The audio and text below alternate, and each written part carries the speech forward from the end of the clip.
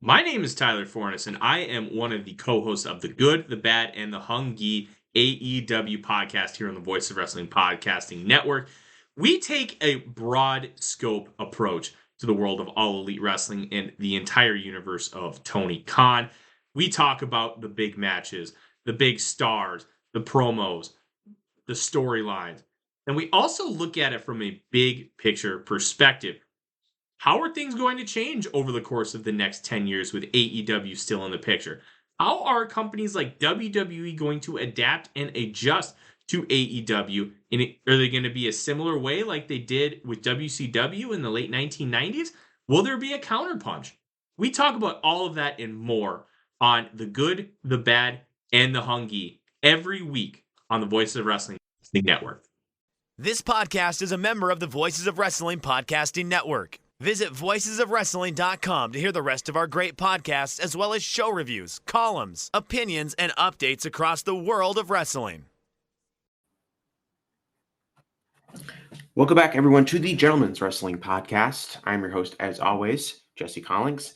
And joining me, he is kind of a first-time guest. We had him on the Roundtable 100th edition of the show podcast that we did a couple episodes ago, but this is his full debut. He's the host of the Emerald FlowShow on the Voices of Wrestling Podcast Network, and he's a longtime contributor to Voices of Wrestling. It's Gerard Di Trolio. Hey, Jesse, it's great to, officially be a guest now, and I'm really excited to talk about this list. Yeah, we had you in a multi-man tag match. You know, you got in there, you did a couple of your key spots, and the crowd seemed to like that, so we thought we would give you a chance to bring you in and have like a singles match here. Great. Yeah, I'm looking this time for a little more than a hot dog and a handshake. Yeah, well, you can talk to. I'm not actually in charge of the payouts, but you can talk to the payout guy who's not here right now. But but I'll get in touch and I'll make sure he sees you before you leave. So the reason Gerard is on the show, and I should also add, Gerard is another one of our Canadian correspondents covering the Hamilton, Ontario region. Just want to point that out. This is a podcast that really respects the Canadians, as half our guests are all Canadians. So I've never been to an indie show in Hamilton, although they run fairly regularly here. There's a couple of promotions, but look, I haven't been particularly sold on any shows given the people on the posters that I see on the street, I have to say. I have not been to a true indie show probably since before the pandemic. Like, I'm trying to think of the last real indie show I went to. We don't have like a really good indie around here. I guess Beyond, people would say that. But Beyond to me hasn't been really that appealing in a number of years.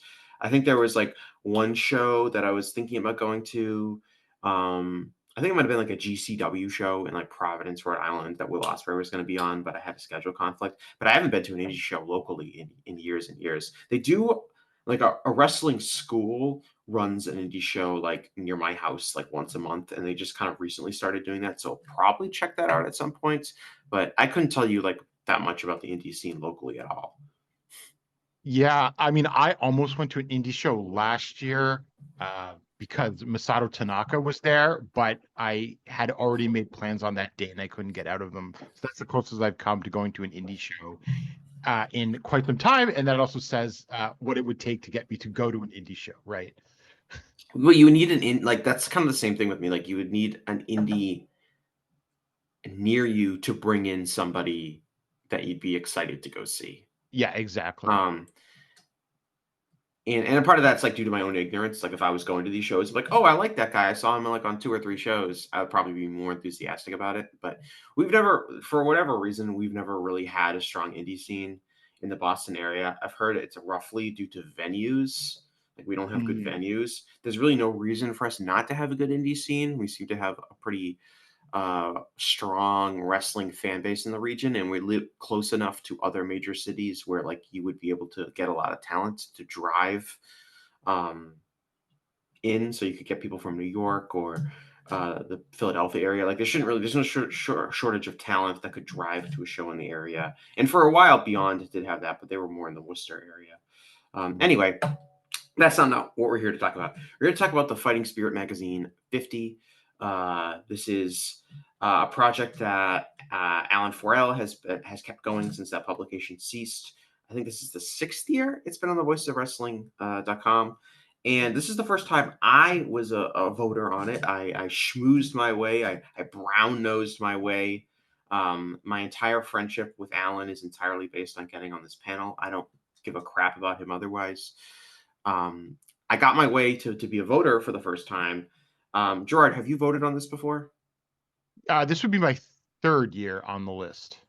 Okay, so you've got a little bit more experience than I did, which is good. The 2 things I learned about doing this list as exercise, and for people who don't know, this is a list that comes out every year, and the idea is to come up with the 50 best in-ring performers in the world. And its only consideration is really bell-to-bell work. It has nothing to do with, promos or outside the ring crowd connection or aura or whatever adjectives or descriptive words you want to use to describe wrestlers, but it's really just about the bell-to-bell work. And it has a panel of guests who vote on it. And the idea is to get like a balanced around the world perspective on wrestling. So no kind of portion of the wrestling world is overlooked. I thought Alan did a really good job this year for getting a really balanced group of people.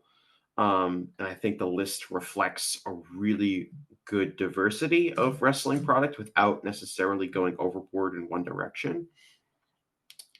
At least in my opinion. Gerard, you might disagree with that.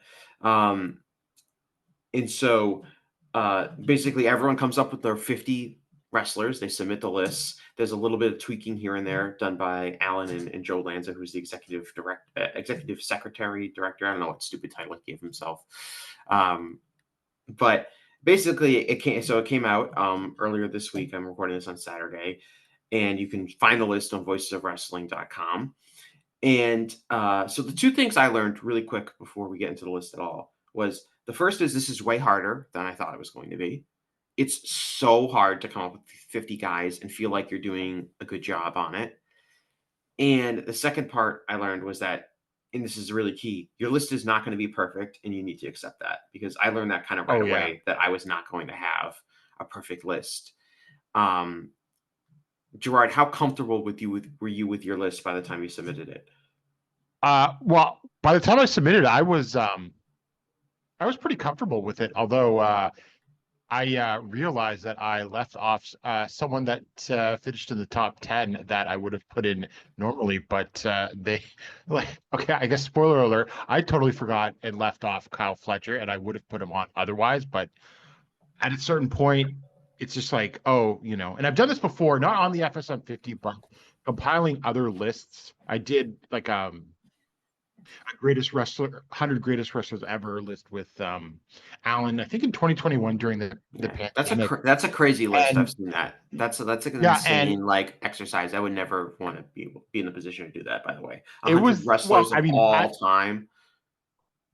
At the time, it wasn't so bad because nobody was doing anything. So you had time to put together a list of 100 wrestlers. But I realized going back, there was a couple of names on there that I left off too. So I mean, when you start playing with a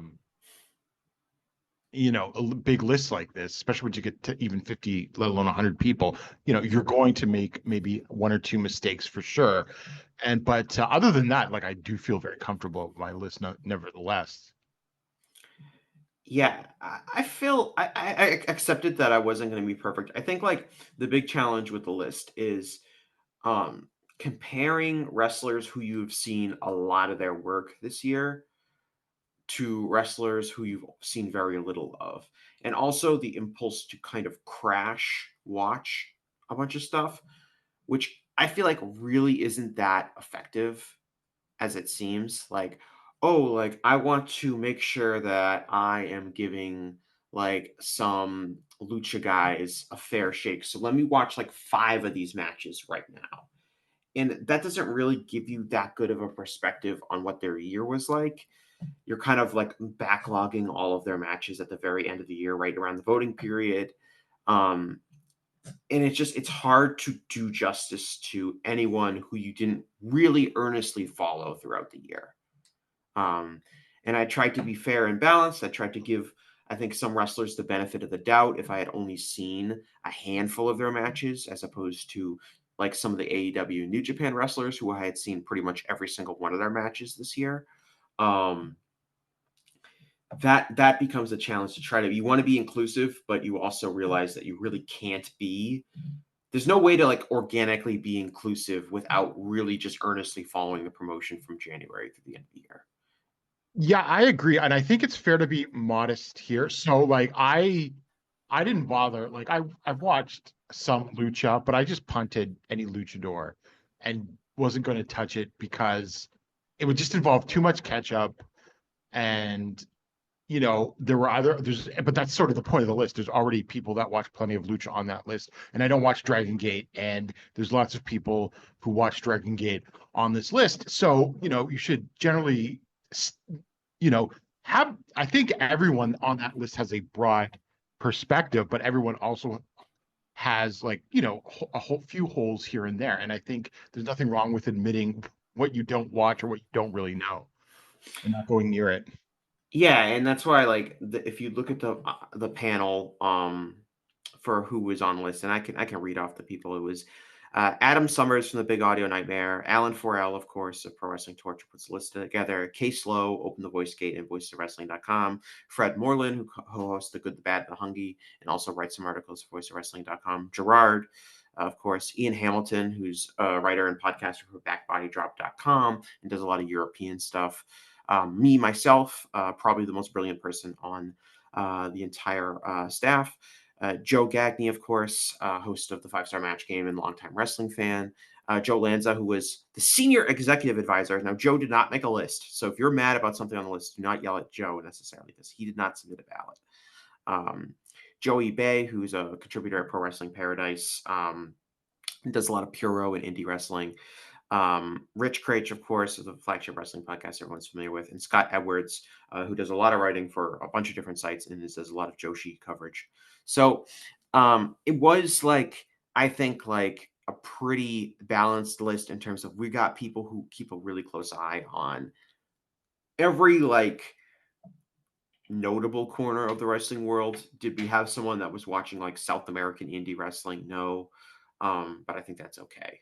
I think in terms of the major stuff that people who are reading the list are going to be questioning about, it was covered fairly well.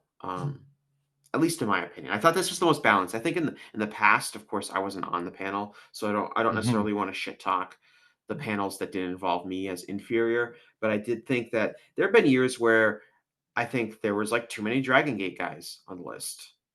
And I don't think that's necessarily, I think the reason for that was because there wasn't as many panelists and the panelists all had seen Dragon Gate. So a lot of Dragon Gate guys crashed onto the list. There wasn't necessarily as much Lucha guys as maybe there should have been. I thought a couple of years ago, there were way too many Joshi wrestlers on the list. Now, granted, I am not really a huge Joshi viewer, so maybe those people all deserve to be on the list, but I just thought it wasn't necessarily an equal representation when you consider the wide world of wrestling. I didn't think one company really dominated. I would say maybe there's a lot of AEW wrestlers, but I think that's a lot of it is just because I think AEW is a commonly watched promotion across the panel. I don't necessarily think there were any wrong inclusions, but maybe I'm also a really close AEW viewer, so maybe I don't have the perspective on that. But I thought this was the most balanced I've seen the list be in terms of just a wide range of equally wrestlers from all over the world. I agree. I think it is a very balanced list. I think there's a couple of things that I do have to break down on that because of the way things ebb and flow, right? Like AEW down, but a few years ago, New Japan was doing much better. I actually do watch a lot of Joshi, although I try to stay out of the Joshi discourse. Why would you want to do that, Gerard? Well, I think there's many practical reasons I think for doing so, but I would just say that I think there have been, not that there wasn't, and I didn't vote for anyone from there, this year, but I think that there were stronger years in the past also, which I think sort of affects the numbers making the list as well. So that's something to take into, just given the way that things ebb and flow. Right. So I'm gonna read the list really fast, just so I know that if you're listening to this, it's probably better for you to pull up the list yourself. It's on voiceofwrestling.com right now. But I'll start real quick. They're honorable mentions, and we'll talk about some of these people in depth later. Kazuchika Okada, Rita from Dragon Gate, Volano 3 Jr., Hinare, just a collection of Noah's luchadors. That's El Hijo del Wagner Jr., Alpha Wolf, Dragon Bane, Zozaya, Mad Dog Connolly, Mike Del Vecchio, Nene Takahashi. I hope I pronounced her name right. Fuminari Abe. So those are the honorable mentions, and then I'll go like the list itself. This is 50 through 40, starting backwards with number 50. Axiom and Nathan Frazier, the Saito brothers, Miyu Watanabe, Robbie Eagles, Go Shiozaki, Neon, the Young Bucks, Darby Allin, Funky Jackie Kamei, Dragon Kid, and Taruki Goto. And now from 39 to 30, TJP, Doki, Rohi Oiwa, Mascara Dorada, Cody Rhodes, Mio Momono, Hangman Page, Kano, Yota Tsuji, Michael Oku, and from 29 to 20, we have Mark Briscoe, Gabe Kidd, Naruki Doi, Yuki Ueno, Mayu Iwatani, Templario, Gunther. I, of course, will always refer to Gunther as Walter. Pac, Chihiro Hashimoto. And then we're into the top 20 now. We have Mystico at 20, Speedball Mike Bailey, Ishen, Claudio Castagnoli, Luke Jacobs, Shun Skywalker, Tomohiro Ishii, Kaito Kiyomiya, Swerve Strickland, Kento Miyahara. And then from 10 to 1, we have Kyle Fletcher, Shingo Takagi, Yuma Anzai, Hechicero, Yamoto, Sarai, Zack Sabre Jr., Konosuke Takeshita, Brian Danielson, and Will Ospreay. So that's the top 50 in case anyone is looking for it. And there's a whole list of people who received at least one vote. Did you have any vanity picks on your ballot? Like guys you knew you really weren't going to make it, but you wanted to include them? Yeah, at number 50, I voted for Yohei in Pro Wrestling Noah, even though I think he has a bad rep. I just thought that watching the number of Noah shows that I do, like small spot shows, he really was like sort of this underrated glue guy in the division who can, just sell and has become actually a very underrated, I think, worker. So I was like, I really enjoyed his work just as sort of like a solid guy, holding together a division that is very uneven at times and frankly hard to watch sometimes. So I was like, I'm going to put you at 50 because I think you deserve this. Yeah, I feel like I didn't have any vanity picks. I did put on my first initial ballot, I put Private Party at the 50 slot. I know they're probably not the 50th best wrestling act in the world, but I am probably like their biggest fan, to be honest. So I had them on there, and then when I did I kind of ripped up my first list and moved a lot of things around on my second list. When I kind of reviewed more stuff and felt like I just had a lot of changes I wanted to make, and I couldn't justify finding a place for them on the list. But I did mention them on my personal honorable mentions. We'll start with who was the highest person that you rated on your list that did not make the top 50? Calvin Tankman. Okay. How high did you have him ranked? I had him at number 14, actually, because I think he had just had a fantastic run in Deadlock Pro, which is one of the few American indies that I do watch, that was sort of in part because they started putting out their shows on Wrestle Universe, and I started watching his stuff, and I just thought that he had a fantastic year as sort of basically, most of the year as basically the ace of the promotion and great matches to boot. So I really think that he's a known name, but in some ways I think he's also sort of underrated, and I just really enjoyed his year, and I thought he should get that recognition. Yeah, I guess I haven't watched a ton of indie wrestling this year. As we started this show talking about our lack of, or my lack of indie watching. It sounds like you were really following Calvin Tankman to have him that high. But yeah, he's Mhm. someone that I've always enjoyed watching. Um, he's never really gotten like, I don't, to my knowledge, he really hasn't gotten a serious look really anywhere. At like, has he ever done like Japan dates? No, but I've said this many times on my podcast. It's like I want him in Japan because I think he would be a great fit. Yeah, I mean, there's a long history of people like him getting over in Japan. Yeah. Um, we've seen like, Noah will bring in different guys from the US Indies. I don't know if like Big Japan or a place like that is still like really in the place to feasibly do that. Um, but he's would be someone that I think would really be successful if given a chance in Japan. Um, I don't know. Yeah, I don't know what his like life is like. I don't know if maybe traveling to Japan for a few weeks is possible for him. So perhaps that opportunity's been broached to him. But he's definitely a guy who I feel like is probably underrated and definitely one of the better guys on the indie scene from what I've seen. Again, I'm not like a huge indie expert at this point. But he's been around for a while. He's probably been Hmm. a name indie wrestler for Yeah, six years or so. I first saw him in MLW and was immediately a fan, although I eventually fell off watching MLW. That happens to the best of us. Um, Yeah. For me personally, the highest guy I had ranked was Dragon Dia, who I had at 17, which I feel pretty good. I feel pretty good that I nailed the first 16 picks. Now a lot of that was because my list was really chalk, I think. Hmm. So getting to Dragon Dia at 17, and I was kind of surprised because I definitely feel like Dragon Gate is well represented on the list.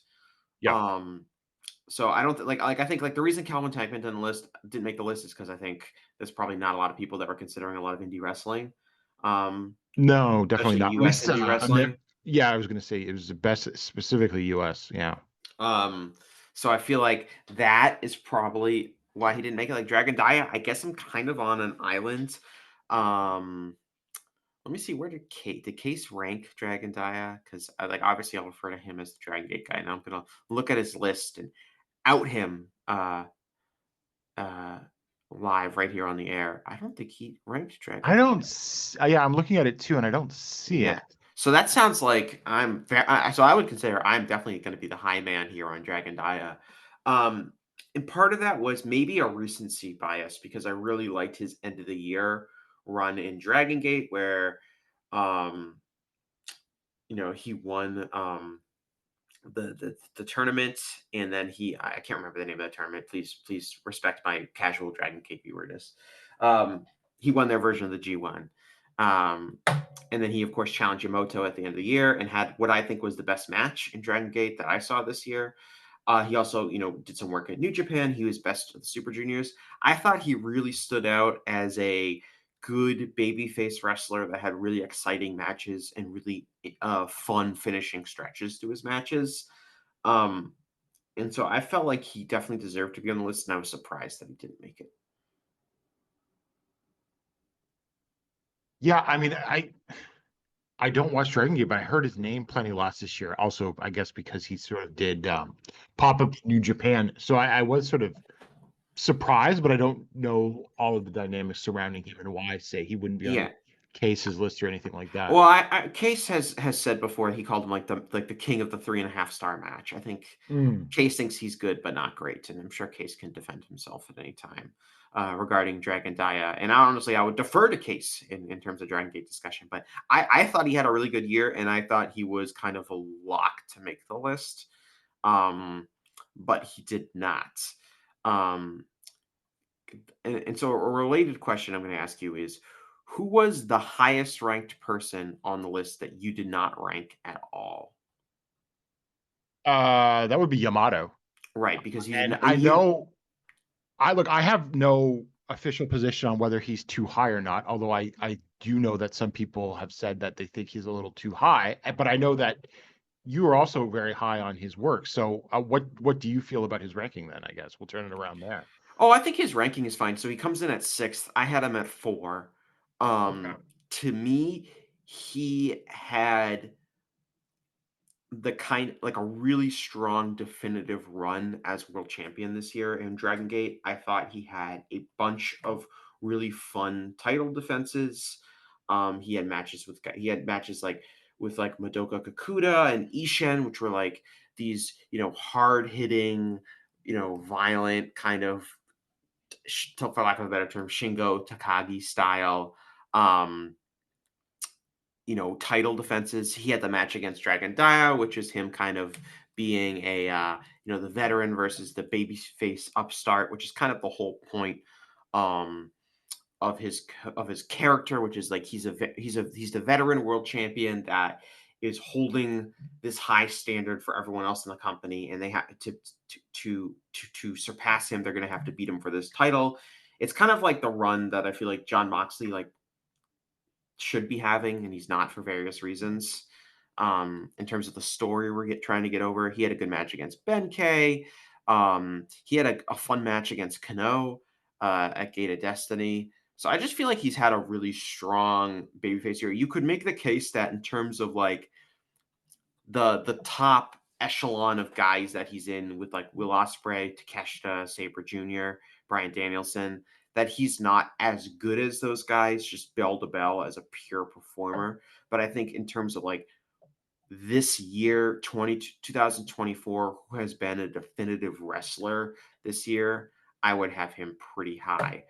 But so you obviously, I don't think you didn't vote for him due to like a hatred of Yamamoto.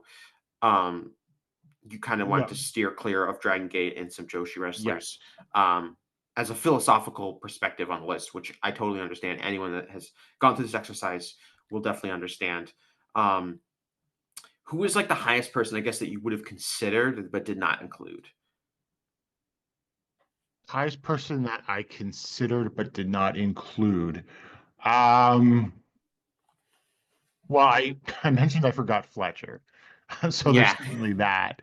Uh, you know, uh actually okay, so from considering like again there's Shun Skywalker I did not vote for, but again, I just don't have mhm. Dragon Gate.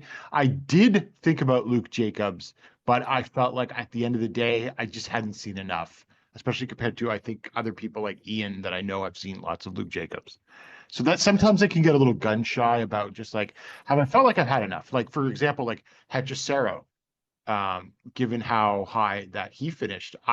Saw some great Hechicero, but I did not see as much Hechicero as a lot of other people and that sort of thing. But again, the Lucha was definitely ruled out. But so I guess technically that then becomes Luke Jacobs was the highest finisher that I had contemplated putting on my list. Yeah, I mean, I would say I also that's the same. The answer is the same for me, but really, like, I didn't really see that much Luke Jacobs. I probably saw a match or two here in Rev Pro. Um, and so I'm in the same boat where I was like, I don't really feel like I saw enough. I felt the same way against, that's what makes the exercise kind of difficult, especially if you're like, I mean, I had Saray ranked pretty high. I had her at, let's see here. Well, I had her at 18, which a lot of people would say is probably not high enough, and she finished 5th. Mm, right. Um, I had her at number two.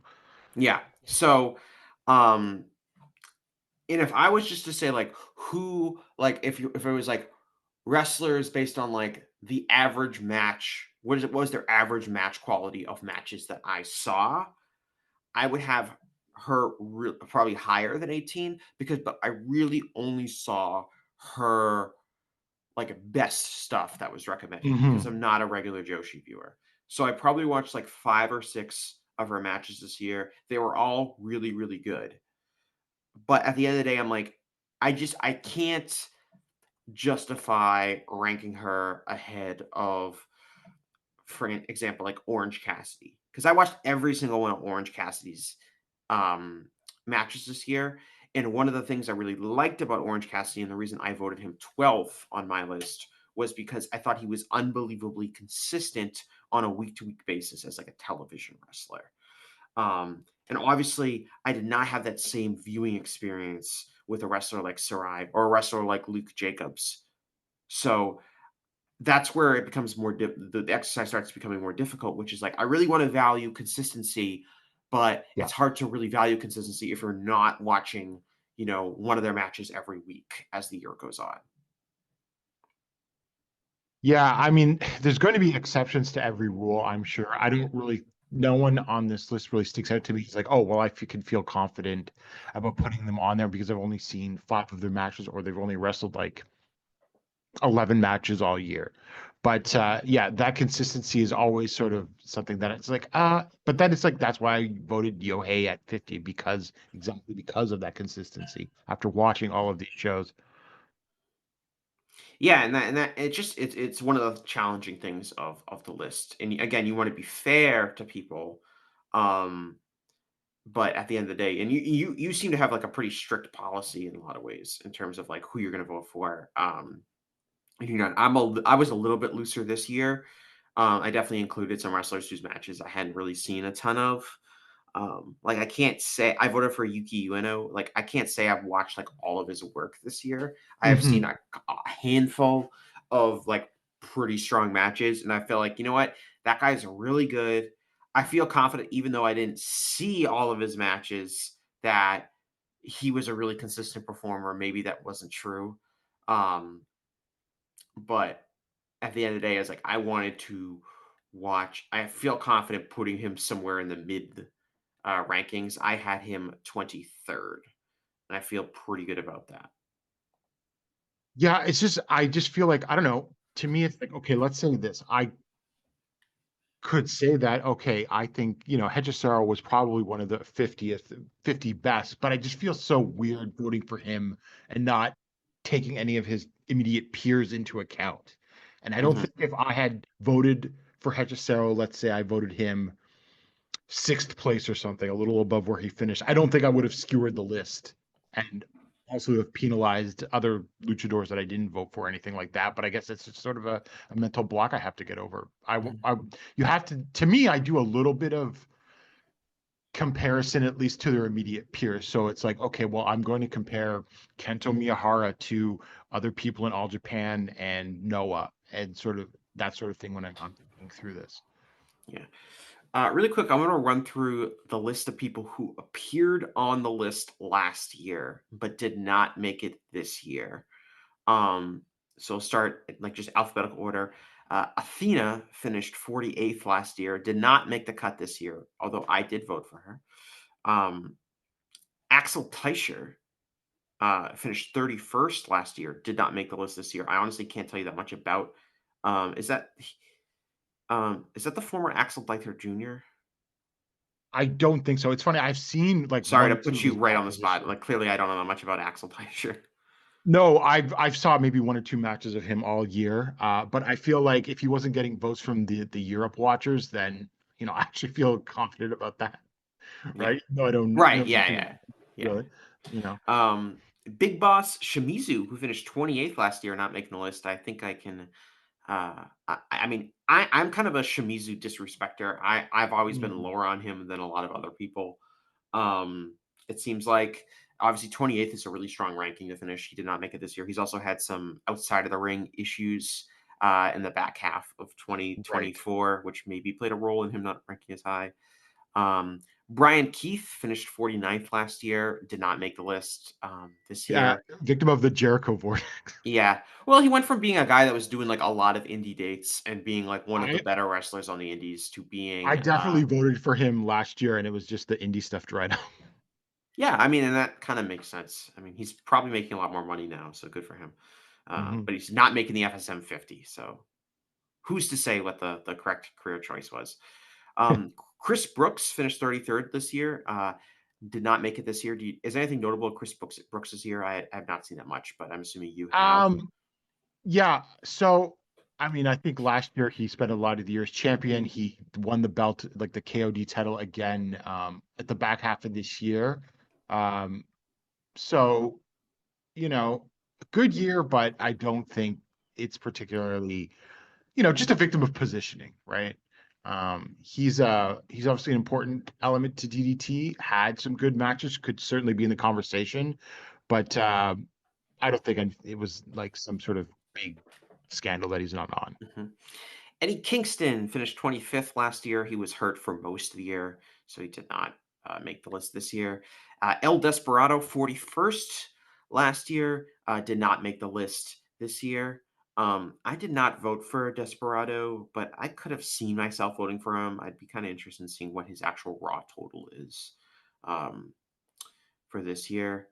Um, El Hijo del Vikingo, 27th last year, did not make the list this year. Of course, he was also injured for a large portion of 2024, so that's not super surprising. Fuminari Abe, 8th last year, did not make the list this year. Gerard, what happened to Fuminori Abe? Um, well, I mean, he's still the Iron Man of Puro. Just a sheer number of dates. Yeah, was not injured like some of these other guys we saw fall off the list. Yeah, some of it was like that year he had that high profile match against Takuya Nomura that got a lot of eyeballs on him.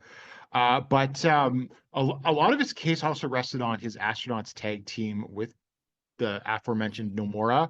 And they had some good matches this year, but the output wasn't quite the same. So it's just like, I had him on my list. I just think his 2024 was just a little less notable than his 2023.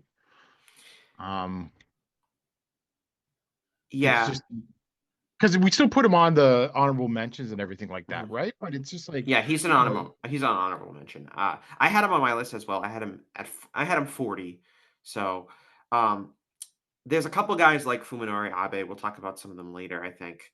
Um, Guys who I still feel like are really confident are among the best 50 wrestlers in the world. Maybe did not have the kind of output one would expect from them, and I think that gets them dinged a lot. But it's a really, really big fall from being 8th last yeah, year to not making the list. In a year when a guy was healthy and still wrestling a lot of matches all over Japan.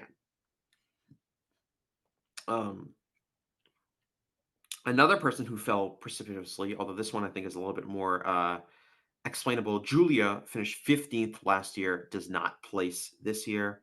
Obviously, she left to go to WWE. Well, she left Stardom and then she left to go to WWE Mhm. halfway through the year. So, not. So, I don't know how you feel about I feel like the WWE representation is adequate on this list. Well, There's. considering what we're asking, what the criteria are, it's perfectly fair. If nothing else, people might even be like the some of the more I was going to call them work rate snobs, but that's kind of unfair. Mhm. But people are like, oh, well, why is Cody on here type thing? No one's questioning why like Gunther is on here, but maybe Cody. Yeah, I mean, I thought Drew McIntyre deserved to be on the list. Mhm. Um, so he would be the WWE guy I would point to as like if you want to include another one, I would. That's the guy I would say like that guy has been really solid all year. Um, but yeah, Julia didn't make the list. I think largely because she went to NXT. Um,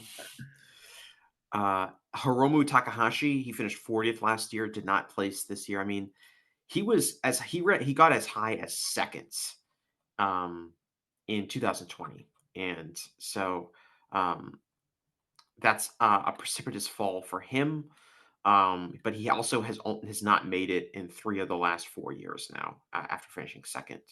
So, I mean, his career's in a different place. I would say it's a no, it's a go. different place, and he's also been very inconsistent, right? He'll go like on like a 4 or 5 month run that's awesome, and people will be like, Hiromu's back. It's just like 2017 again or Mhm. 2016 again, and then he'll peter out and seem directionless and everything like that. And look, I'm not sure.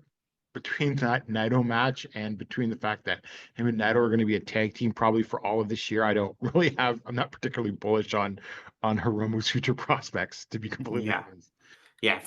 His start of the year is off to a bad start, I would say. Yeah. Just going by his first few weeks in January. I do want to point out Haruki Goto made the list. He was absent from the list for 7 years.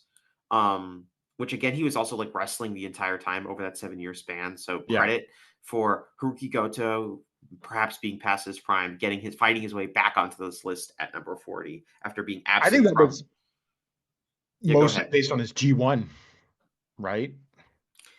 It's based on his G1. It's based on, I think, their as his peers in New Japan. Some of them have left. Part. A lot of them are breaking down. Yeah. There's I think there's just a wave of Goto appreciation, and we're going to see it over the next month and perhaps beyond that, as he's challenging for the world title. And I wouldn't be super surprised if he won the world title at the New Beginning in a couple weeks. But Goto is back. I don't know how to say it. There's no FSM 50. The G in FSM 50 stands for Goto. Ironically, he finished when he last made this list back in 2016. He finished 40th. Oh, it's been that long. Wow. Yeah. So he finished 40th in 2016. You know, it's funny. I would have ranked him thinking 2016. I would have definitely had Goto higher than that because that was also the year of the G1 final against Omega. Yeah, I mean, I can say the voting panel, I think, was a lot smaller back then. Yeah, definitely. But I mean, you're right. That feels kind of disrespectful. Like, but again, part of that is like now I feel like Goto is getting more appreciation because of his longevity and his consistency, and in a promotion in New Japan that has a lot of guys that sometimes, let's say, struggle to have like solid to above average matches because there's a lot of shtick going on, especially in the mid card and undercard. A guy like Goto, who's like, okay, Goto's going to be out there for 15 minutes wrestling another guy like, I don't know, like Hanare or Great Okan or some other guy that's like kind of on his same pecking order. Like you just know there's a solid floor that those matches have that I think people are coming to appreciate. I've always been a Goto fan, but it's always been one of those things where it's like, I'm a fan of Goto, but like you're not going to push him ahead of Okada or Naito or Tanahashi or Omega. Like, so he's always kind of been the bridesmaid kind of position. And now that a lot of those guys are gone or broken down, and he's still ticking at a really high level. So I just wanted to point out that he made the list for the first time in a while. Jon Moxley. Do you know what Jon Moxley finished last year? Probably in the top 10. Yep. Jon Moxley finished 4th last year. The year before that, he also finished 4th. He did not make the list this year. I did vote for him. I would say the recent like end of the year kind of influence from Moxley has been really bad. I have him in wait, did I vote for him? Now I'm looking at my my second list. Did I bump him out of my list? I think I did, actually. Okay, so I did not vote for him, which explains it. But it's just his in-ring work is not good anymore because he's relying on this interference heel shtick. And even matches that's like I thought his match against Powerhouse Hobbs on Wednesday was a good match that was entirely ruined by the predictable bullshit finish that his character has become. I don't understand it. It seems like a bizarre career choice that I did not see coming from Moxley. But I totally understand why he did not make this list. Even though deep down, I feel like he's one of the 50 best wrestlers in the world, just from a talent perspective. But that was not reflected in 2024, and the voters adhered to that, I think. Well, let's not forget also he had that IWGP title run this year, or in 2024, I should say last year, right? Yeah, I didn't hate that as much as other people. I don't. No, but was it like enough to like be like, I got to get him on my top 50? No, it was not. Yeah, and it probably should have been if you consider like he had a world title run in a major promotion. Like, to me, that was like a neutral thing for his year, I guess. Um, and it probably should have been in an ideal world should have been a positive, but that's a pretty. I mean, that is a huge fall. I don't know what the record for biggest fall was from being on the list one year to not on the next. I guess Hiromu the year he finished second, to following up by not being on the list, but is probably really high. But that's a big fall for him, and I don't know if he's going to make it in 2025. We'll see. I mean, I would say early returns are not good, just like they are for No. Hiromu. Um, anyway, Katsuhiko Nakajima, 13th last year, not this year. I think we can understand why he did not make the list this year. Well, I mean, he did it to himself. Is the short way of putting it.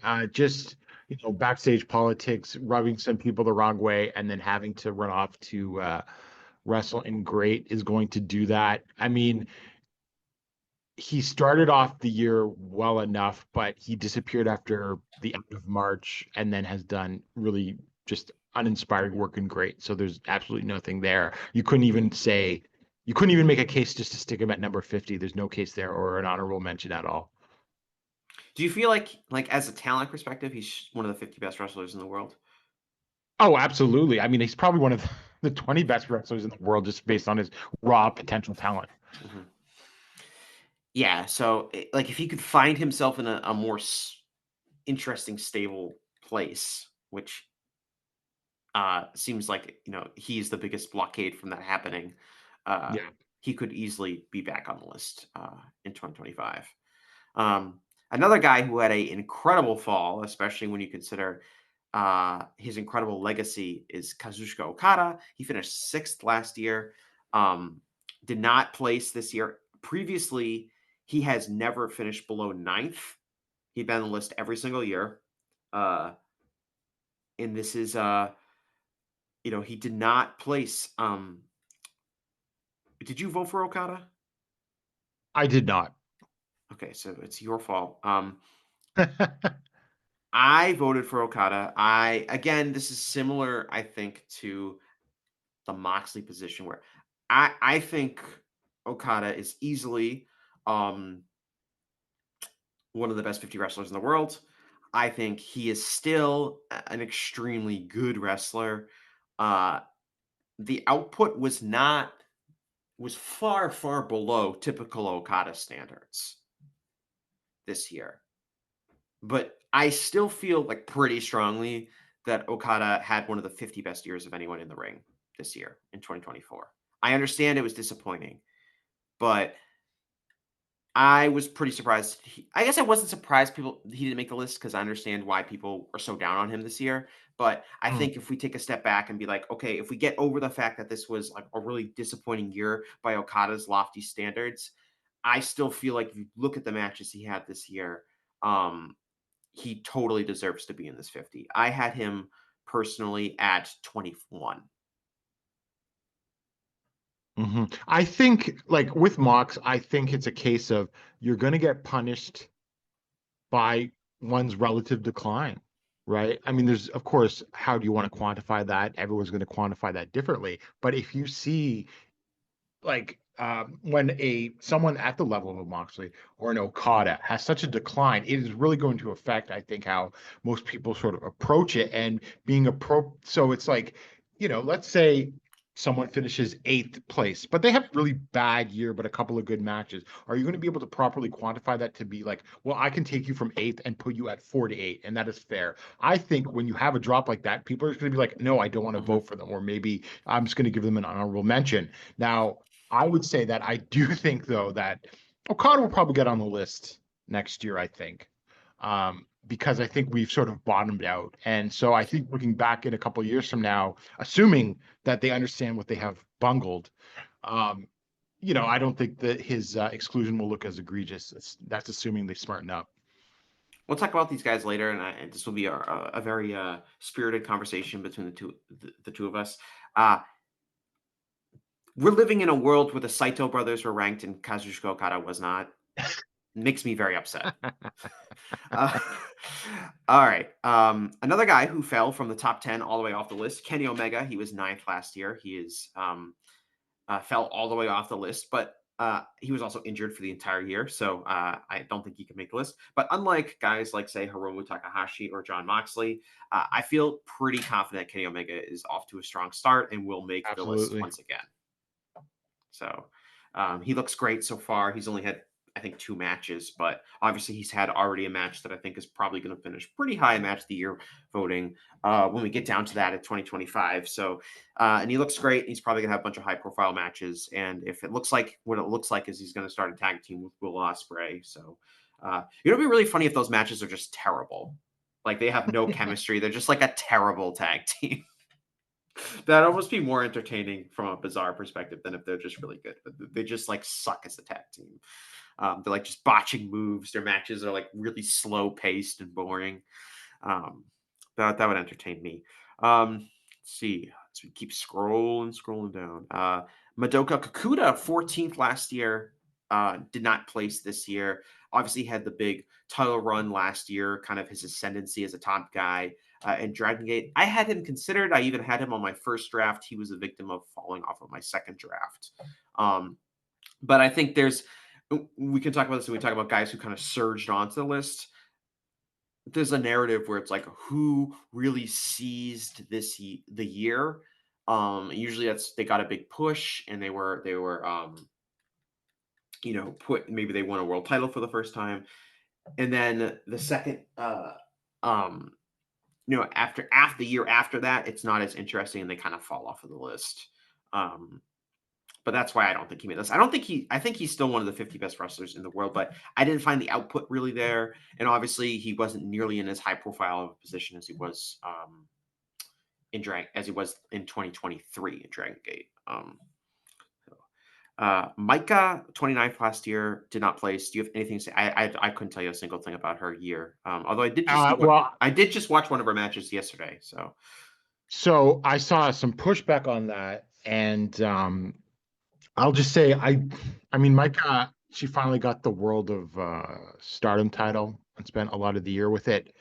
I certainly considered putting her on. She was like sort of a late cut. I just didn't love the ring wasn't bad. Again, I just didn't think it was like needed a little more spice, and then I would have put her probably somewhere on my top 50.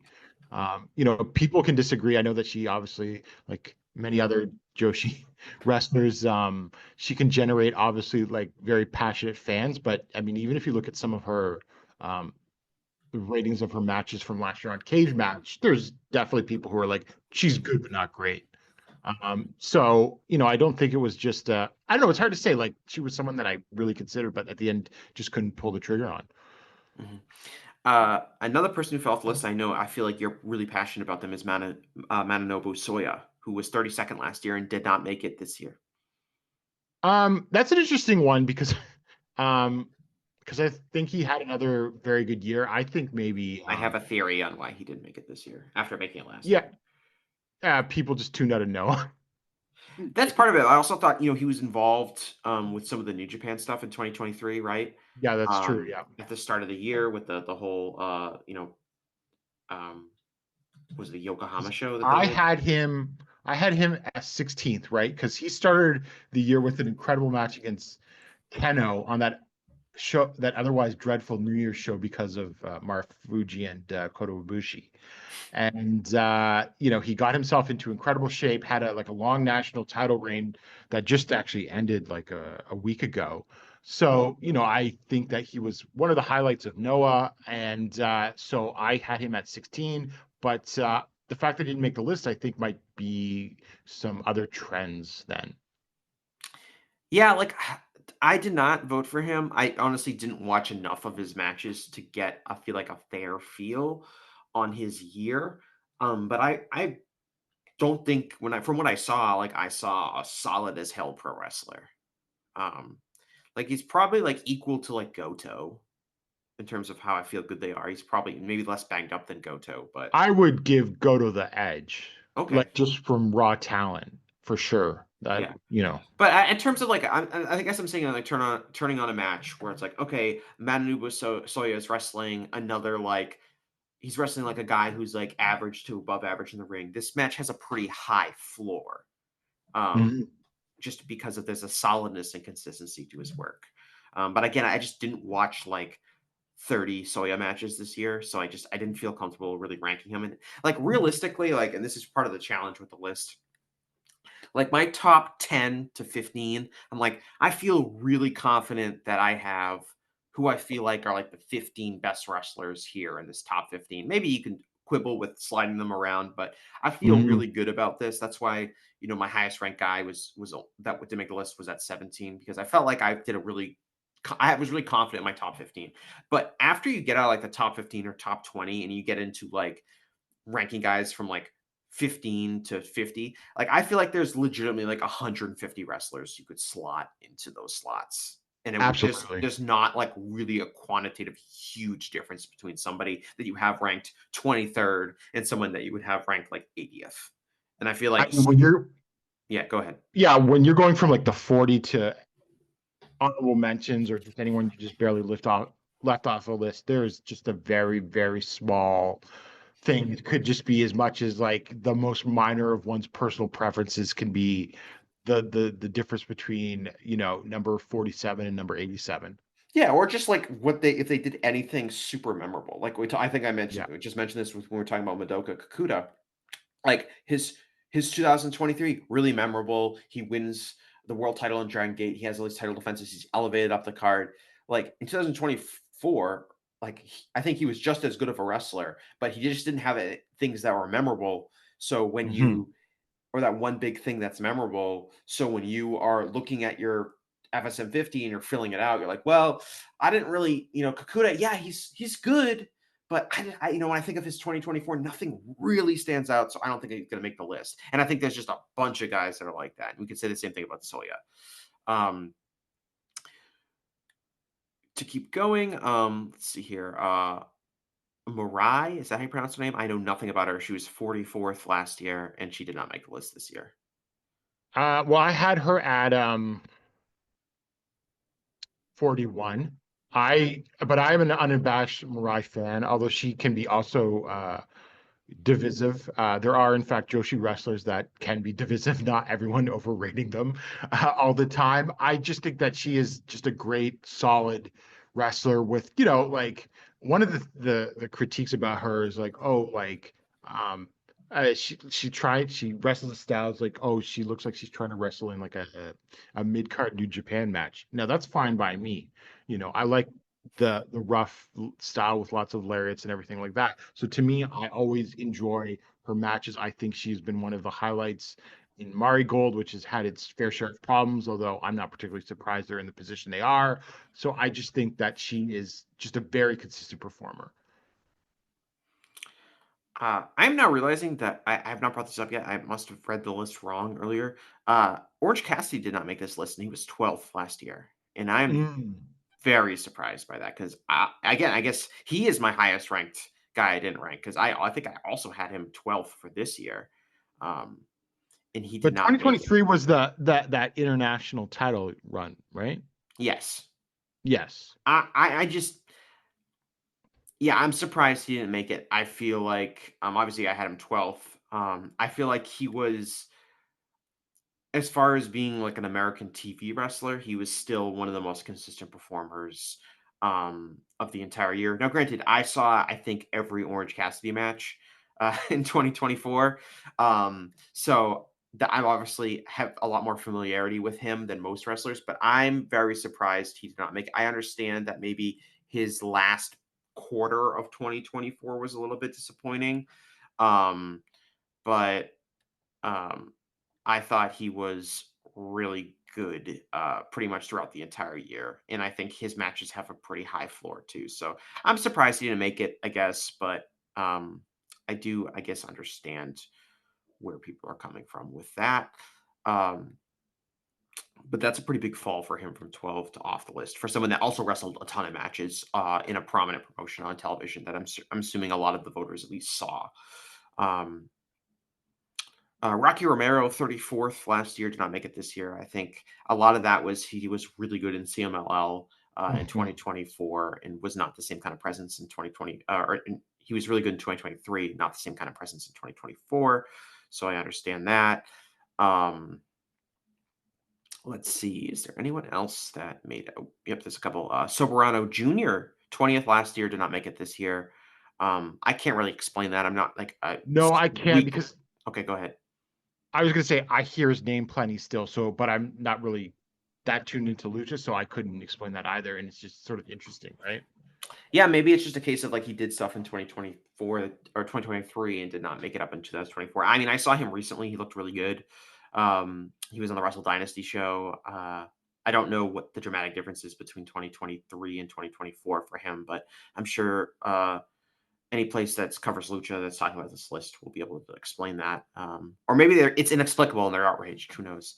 Suzu Suzuki fell off the list. She was 23rd last year and was 14th in 2022. So she had 2 good years and then falls off the list. Do you know why that would be? Yeah, I mean, she was like this supernova rookie-ish. I mean, she started very young. She's still only in her early 20s. Left Ice Ribbon, started like the women's death match promotion prominence, came into stardom with a bang, and was feuding with Julia because Julia had left Ice Ribbon before under controversial circumstances. The classic Rossi Ogawa poaching other talent from other companies. So that was like a whole storyline. I think she was an incredible wrestler, an incredible deathmatch wrestler. Even if you're not a deathmatch fan, she's like one of those people like Masashi Takeda, who's also like a great wrestler that actually mixes in wrestling to deathmatch as opposed to just they're hitting each other and cutting each other up with light tubes. So I thought she was great in Stardom, but then she's just sort of like become like just a regular Stardom mid carder and has lost a lot of her like edginess, and just she still has obviously a ton of potential, but you can see the like, I don't know, the defanging of her or whatever in the start of mid card. She just doesn't feel like this crazy dangerous wrestler anymore, and I think Mhm. that just really hurt her output. So I So think it's kind of like she went. It's kind of like she went to WWE. in a way. I mean, she started off in Stardom well, but they just sort of more put her in more traditional, Mhm. booking mid card type thing instead of like some wild outsider. Mhm. Takuya Nomura finished 35th last year, did not place this year. I think if Abe didn't make the list this year, it was going to be tough for Nomura to make it, but probably Yeah, fell off for the same reason. Astronauts in 2024 did not have the same sort of run they had in 2023. And, now Nomura's left Big Japan, and him and Abe are going to strike out on their own, although he'll still pop up as like a part-timer in Big Japan. So I think if anything, both Abe and Nomura have this opening where they're now sort of running their own sort of like, I don't know, promotion slash booking office that, those are 2 guys that I would watch out for in 2025 that Mhm. could come back in a big way. Tetsuya Naito was 47th in 2023, did not make it in 2024, despite obviously, was world champion for a large portion of the year.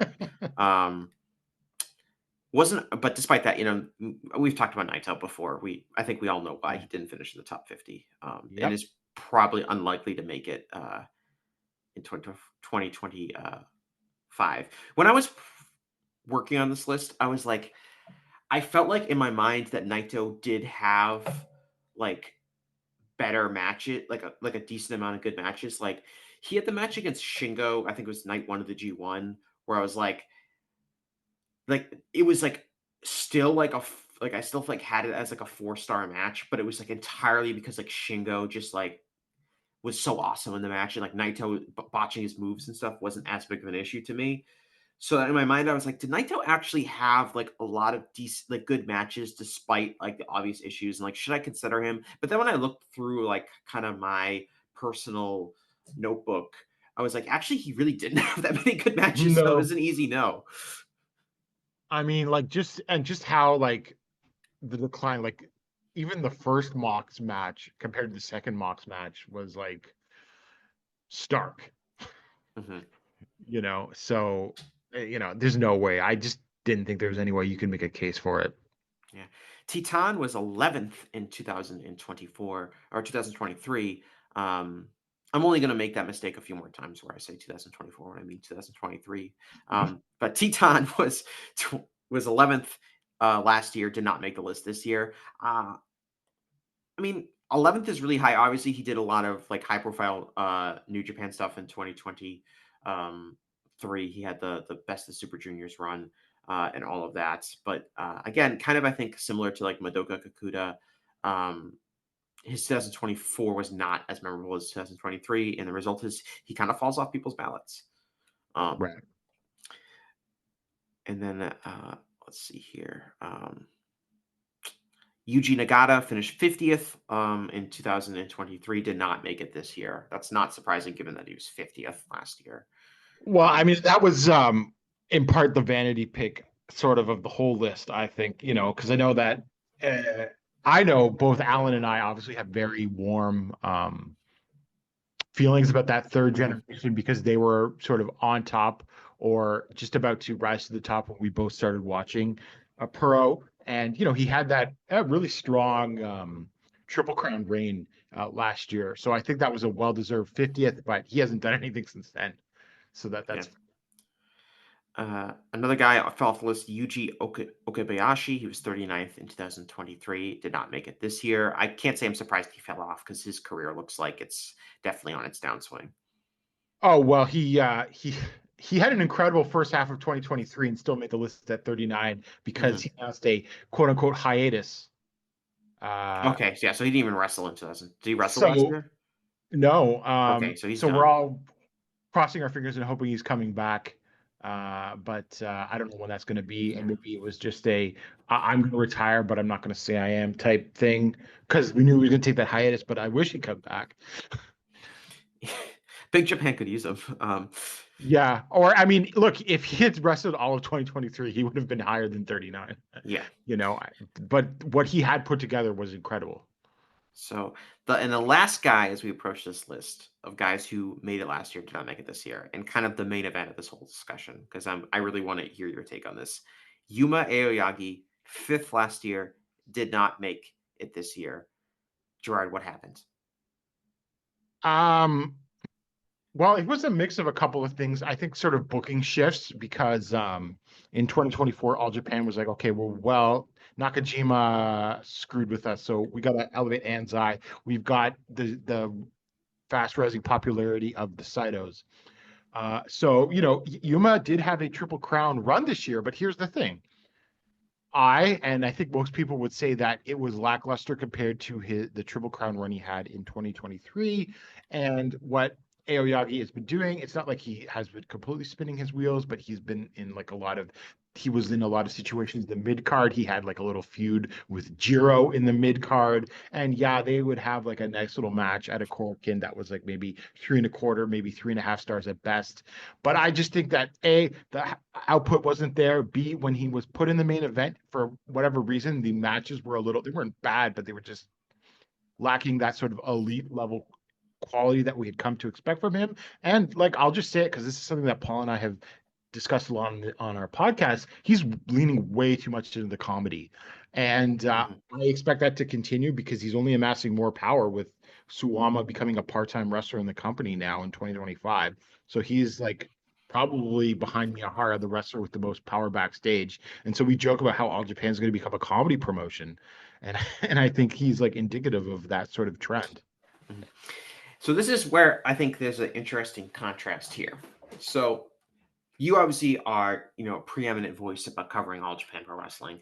I am a casual parachuter All Japan Pro Wrestling guy. Although, of course, at the start of the year, I always say I'm going to watch more All Japan, just like I'm going to watch more Noah and more Dragon Gate. We'll see how that goes. So for me, parachuting in. So I have obviously Aoyagi has a great 2023. It's also a definitive year for him where he really gets elevated. He really becomes the first guy in like 10 years, I feel like, to become Kento Miyahara's equal in terms of like a push commodity in All Japan Pro Wrestling. After, attempts at other people and the whole Jake Lee experiment, but they really go with Aoyagi. He's a super promising young star. 2024 is nothing like that for him. Obviously, Anzai kind of has the great year that Aoyagi had in 2023, which I would say puts All Japan in a pretty good position. I'll bet when you have you did a great job elevating one guy in 2023, and then you do a great job elevating another guy in 2024. But So for me, and as someone that's parachuting in, really watching only like a handful of his big singles matches throughout the year, and really remembering that, I found Aoyagi to be solid as hell. Of course, I came into 2024 already rating him pretty highly.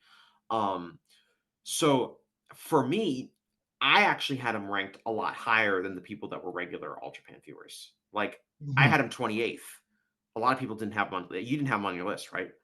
No. Yeah, and I find that kind of interesting because you would think that naturally the people that are watching the promotion extra closely are going to rate a wrestler higher than the people who are more casual fans like myself in this instance. Um, but in this instance, the people who are watching All Japan every week seem to be really down on Aoyagi and are like, this guy's had a bunch of flaws in 2024 that he didn't really have in 2023 from a production standpoint. And me, the idiot casual fan, is like, what do you mean? Aoyagi's still great because I am not watching him week to week. So I feel like it's kind of the reverse of what most people would expect. I think most people who are only watching a handful of matches a year are more likely to underrate somebody than overrate them. But I guess in this case, I probably overrated Aoyagi as I defer to people that have a much greater understanding of his 2025 4. Yeah, I mean, I considered putting him on my list, but it would have been somewhere in the 40s, I think. Mhm. Anything like that. Again, like we're not talking like he is this shitty, awful wrestler, but it was just more of like a market decline from the peaks that he had hit in 2023, combined with some, again, like I'm not a big comedy guy, so that's obviously going to rub me in certain ways when I see a young talent like that, leaning into the comedy to the extent that Well, he a has. feud with Jiro will do that to you. Yeah, exactly. And it's not just a feud with Jiro, it's all sorts of things. Like him doing, 6-man mid cards at Cork and Hall where that like 80% of the match is comedy, right? And that sort of thing. So it's just again, it's like sort of a relative decline as opposed to like this guy is absolutely like, become in the shitter or something like that. Mhm. To shift to the kind of opposite, because we talked about guys who had down 2024s compared to 2023s. We're going to talk about wrestlers who debuted on the list. Um, First, Axiom and Nathan Frazier. I did not have them ranked. I did not watch a ton of their work. People that watch NXT on a regular basis speak very highly of them in terms of their tag team work. I'm sure they have good matches, but I will not be watching NXT anytime soon.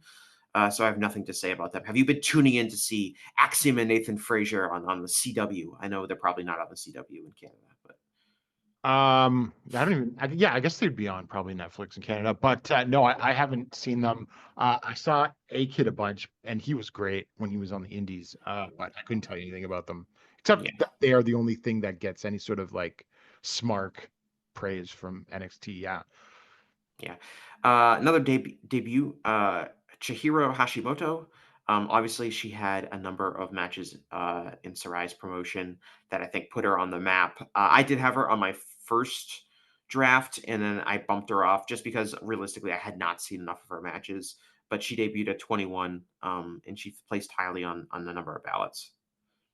Was it really her debut last year? Because I feel like I vote for her every year. I know I voted for her every year on the list. According to the Some table that Okay. Alan uploaded, this is the first time she has appeared on the Okay, list. wow. I didn't even realize that because I always vote for her. Usually I think, where did I have her this year? I think every time I voted for her, it's been in the oh God, I had her at number 9 this year. But I've always voted for her within like the top 20. I just think that she has consistently been one of the best wrestlers in the world, whether it is singles matches, whether it's her tag team 200 kilogram with you. She is all over the place. A lot of that stuff actually is fairly accessible. That a lot of it makes in like the Joshi like YouTube stuff, so you could definitely track it down. Consistent. Look, I'm not gonna lie, like her style appeals to me with the throwing people around and all of the suplexes and everything like that. That's exactly what I want out of my pro wrestling. And I would just say, though, I think that she's going to continue that into 2025 as well because she's basically going to be Meiko Satomura's retirement opponent and everything like that. So I would expect them to go out and have a banger match and everything like that. So I mean, I'll probably have her in my top 20 again.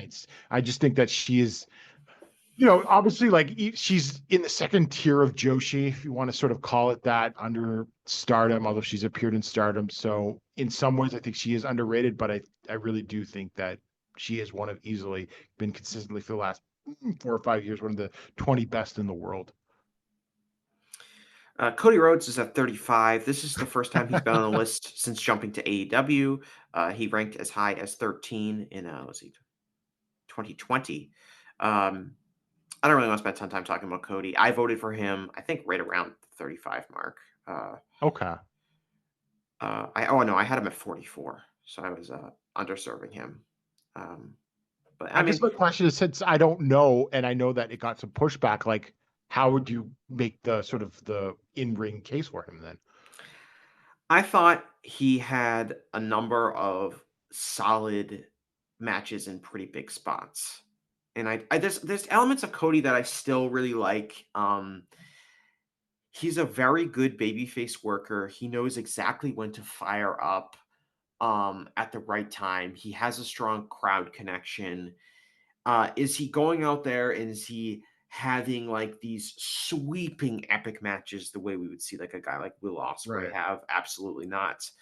But I do think there's a solid baseline to a lot of his work, and I think he's also like, I only had I think I only had 3 WWE wrestlers ranked. It was Walter, um, Drew McIntyre, and Cody. So I'm not like giving WWE guys a ton of credit, but I do think there's obviously a handicap that comes in working in that promotion that's sometimes beyond the wrestler's control. So, I mean, like I said, 44 for me is he barely made it. 35 I think is fine. I would have like a bigger problem if like I don't know, like Roman Reigns or someone who I think is generally bad and has underdelivered a bunch in the ring this year made the list. I'm fine with Cody at 35. Um, uh, but yeah, I mean, he's he's one of 2 WWE guys. I guess Nathan Frazier and Axiom made it as well as NXT guys. Yeah. I don't really have any issue with this. And I think some of the people complaining about it, I don't, not particularly swayed by them, but I'm just wondering what the case is, sort of thing. Yeah, it just I feel like, and I also like I know in the past this list there's been very little WWE representation. And again, I voted for 3 WWE wrestlers and none of them in like the top 20. So like I was not necessarily Mr. Oh, we got to get some WWE names on here, but I do feel like Sure. Cody like is on level. Like part of me is like, are there wrestlers that I feel like are as good as Cody that I did not vote for? Yes. But like I part of it was like, you know what, he is a big star that I can't deny and say that did not play any role in me including him at number 44. Like, the reason I had Cody ranked above like Manobu Soya was that because Cody is like a really big star? Like, probably, if I'm being honest. Their output is probably, if from what I saw, and it's like not like I've seen a million matches from either guy this year. From what I saw, their output's probably not that different, in my opinion.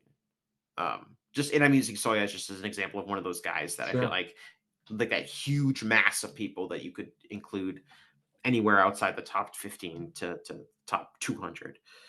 Another guy debuted, pretty remarkable that he eventually made this list based on his career, is Doki. He comes in at 38.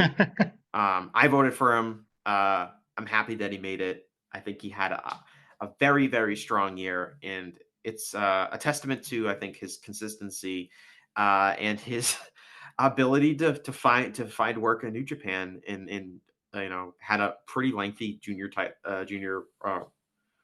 championship run before, unfortunately, ended pretty badly for him at Wrestle Kingdom. But I'm proud of Doki. Aren't you proud of Doki, Gerard? Yeah, absolutely. I voted for him too. It's a testament to hard work combined with maybe some older talent that's stopped trying. So it's given him a path to rise the ranks in that junior division. Yep. Another guy who made it for the first time is Dragon Kid, which I'm sorry, I know Case ranked him really highly. I did not include him. I know people have been really into his tag team this year. But he makes the list at number 41. First time he's ever made the list. I think maybe if this list was older, he might have made it, 20 years ago, but Oh, for sure. he can put that onto his resume, I guess. Um, let's see here, other guys who made it. Gabe Kidd coming in at 28. Probably not the last time we see him on this list. We'll see how the rest of his 2025 shakes out, but he is someone that could potentially threaten to be in the top 10 this year. Absolutely. I have no hesitation to say that. Was I put off by some of the try hardness? A little bit, but the talent was so clearly there. I just figured it was a matter for him to just sort of work out the sort of little kinks in it. So, yeah, absolutely. Easily potential top 10 guy going forward. Yeah, for me, like I definitely knocked him down a few steps because of some of just that negative stuff. Like I just remember him having matches where he's like, I'm gonna stop the match in the middle of the match so I can like grab like someone from ringside and give them a brain buster to just show everyone how crazy uh I am. Like I feel like his talent level is high enough. Hopefully, if he shifts more to a babyface role, which seems like something that's possible, in 2025, he loses a lot of the unnecessary stuff that I think is dragging him down. I had him ranked 27th, so I feel really good about him being in 28th. But obviously, off to a great start. He had the match with Kenny Omega. He also had the match with Tomohiro Ishii at Battle in the Valley, which I didn't personally like super duper love, but it's gotten a lot of praise. So he's off to a very, very strong January. And will probably threaten. Go Shiozaki coming in at number 46 on the list. I know Joe Lanza was a big advocate for Go this year. He had a long run in 0-1 as the world champion. He also, I think, had some really fun matches in Noah as well. This is the first time he's been on the list in since 2020, where he was number 1. So he did. I guess that has to be the record. He was number 1 in 2020 and did not make the list in 2021. So that is obviously the record, but he is back on the list. How'd you feel about Go's 2024?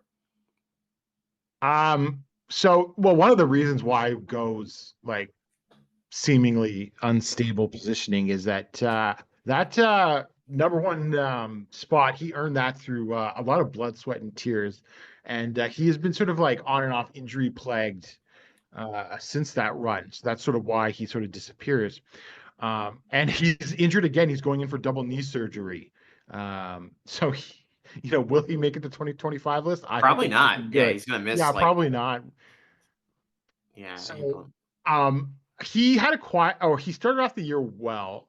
He had a really good match for the JC title in January against Keno, and then like it's sort of got quiet a bit, and then he started doing these limit break shows with, depending on certain rumors you want to believe, like, although it shouldn't be particularly shocking that obviously like him and Nosawa Rongai would have very different visions of what pro wrestling should be. So, limit breaks with a lot of the older guys and some like young indie talent, pure meat and potato stuff. So look, it absolutely appeals to my my tastes and everything like that. So I've been enjoying it. And so he just quietly put together a solid resume there, really working hard, even in front of like 250 people when he doesn't have to. He won the 0-1 title, has defended against lots of guys in some great matches. So like, yeah, like mind-blowing matches, no. Very consistent, hard-hitting, old school type matches, absolutely. So I think his placement is very warranted. If not, maybe you could have bumped him up a couple of spots. But I mean, I think that's really the case for Shiozaki, and he really put it together in the last few months of the year as to why he should be on the top 50. Yeah. Gerard, you know how you didn't vote for Kyle Fletcher because you forgot? Yeah. Yeah, I forgot to vote for Go Shiozaki. He was on my first draft, and something happened between the first really? draft Okay. and the second draft, where, if anything, I would have raised him because I watched more of his 0-1 matches in between, and something happened. Let's just say that. And I did not. Yeah, like I know that Joe was really making a late case for him. It was funny because I'd already put in my first list. My first list was before Joe even said anything about him.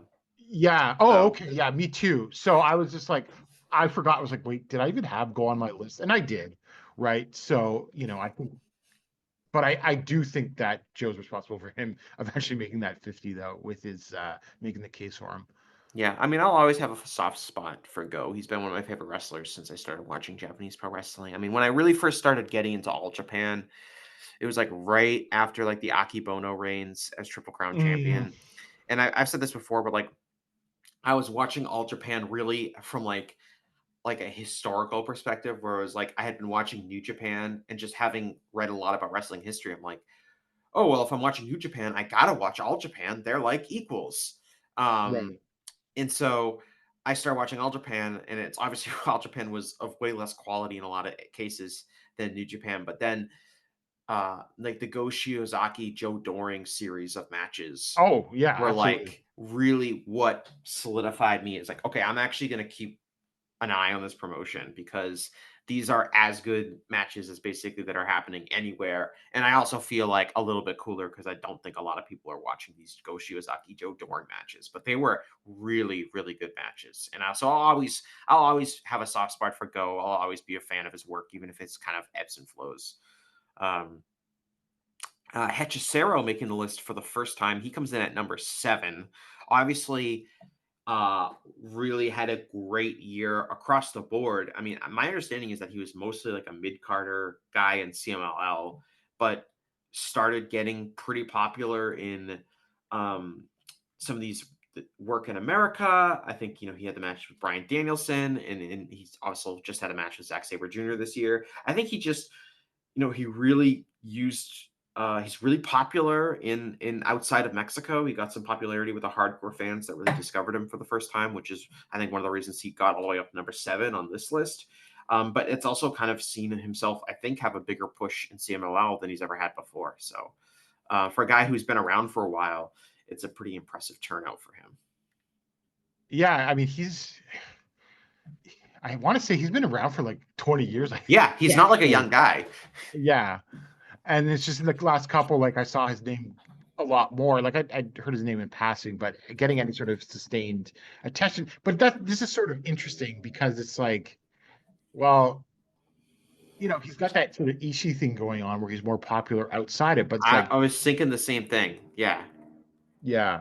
And so it's like, well, I'd be curious, like, would a bunch of, well, I mean, 50 is a lot. So if you ask, say, well, what would a list like this in Mexico, could he make it? Now, he might be 45 or 46 or something like that, but I'd be genuinely curious to see how they would rank him.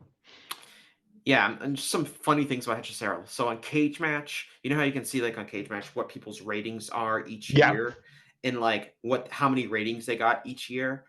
So he got 51 ratings in 2014. In 2023, he got 14 ratings. And Yeah. then the years before that, he's in the single digits. So his notoriety, at least outside of Mexico, has totally taken off. I saw him like the first time I ever saw him was he wrestled like in PWG, I think. Or maybe it was some other indies, but I think it was. I'm pretty sure it was PWG. Now I'm looking at his cage match. Yes, he was in PWG in 2018. He wrestled Zack Sabre Jr.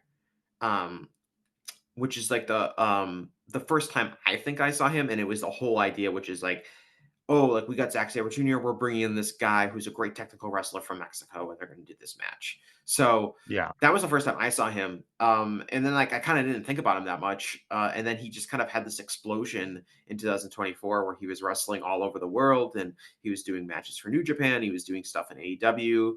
Obviously, I think like Brian Danielson is a big role in that in terms of like getting him on the scene. And he's probably going to have a really good 2025. He's already wrestled a couple big New Japan matches. And he's wrestled. He's probably going to be involved in AEW. Like he seems to kind of be getting over in AEW as a guy they can bring in. To wrestle matches. He's kind of not super. He's not like Mystico. Like they can beat him, which probably helps Yeah. as well. Him getting booked in these places. Same with Ishii, right? Like part of the reason those guys get booked a lot is because the companies that they primarily work for don't really care if they lose, as opposed to with some of the more top stars, which probably helps a lot. Yeah, I mean that's key because if you don't you want to do something interpromotional, you got to use a guy that can eventually lose in the end or lose on sort of the way to get there and everything like that. So I mean, I think it's sort of impressive. Like because like the kind of career arcs that he or Ishii have are fairly rare in wrestling, right? To sort of finally get that sort of cult popularity after years of grinding. It doesn't happen to a lot. Yeah, I mean, I feel like Ishii's had it for a while. Like really Oh yeah, we're since going on over a decade now.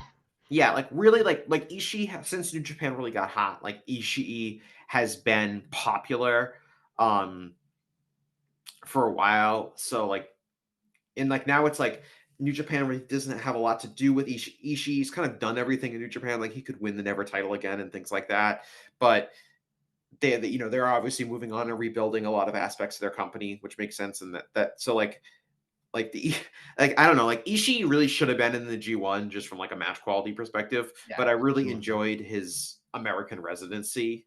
And I like it that like instead of just, working maybe some of the tag matches on the G1 undercards, he's like, I'm going to go work in America and I'm going to have like 8 memorable matches on Collision, which is a way to go. And Hechicero even more so because he really has come out of nowhere to be the 7th best wrestler in the world.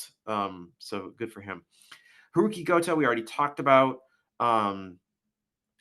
Ishin, he makes the list debuting at 18. Probably not the last time we see him. He's gotten a lot of praise in Dragon Gate this year. I did have him ranked. Oh no, did I leave him off my? I think I did. Yes, I left. I had him as honorable mention. I knocked him off. I had him 47th in my first draft, and I knocked him off. And I can tell you the very simple reason why, Gerard. He got Hmm. a little too fat at the end. Ah, He okay. put on a lot of weight this year, and he at To some the point. detriment of his in-ring I output. mean, I think I just his in ring is probably about the same. His Okay. style. It's okay if he's heavy, I guess, but like midway through the year, he like he was at a point where it's like this guy is built like a brick shit house. I'm a fan, and then he kind of just gained more weight, and by the end of the year, I was like, he just looks worse now. And I'm gonna knock out. Obviously, a lot of people rated him very highly. That's why he finished 18th, um, which is very impressive for a debut. He brings a physicality to the table that is nice to see in Dragon Gate, but I'd like to see him like lose a little bit of weight. That's just body shaming and all that. But he knows what he did. Um, just got a little too fat.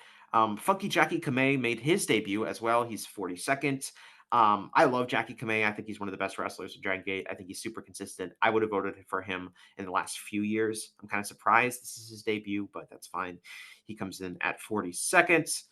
Um, let's see who else made either a debut or a return to the list.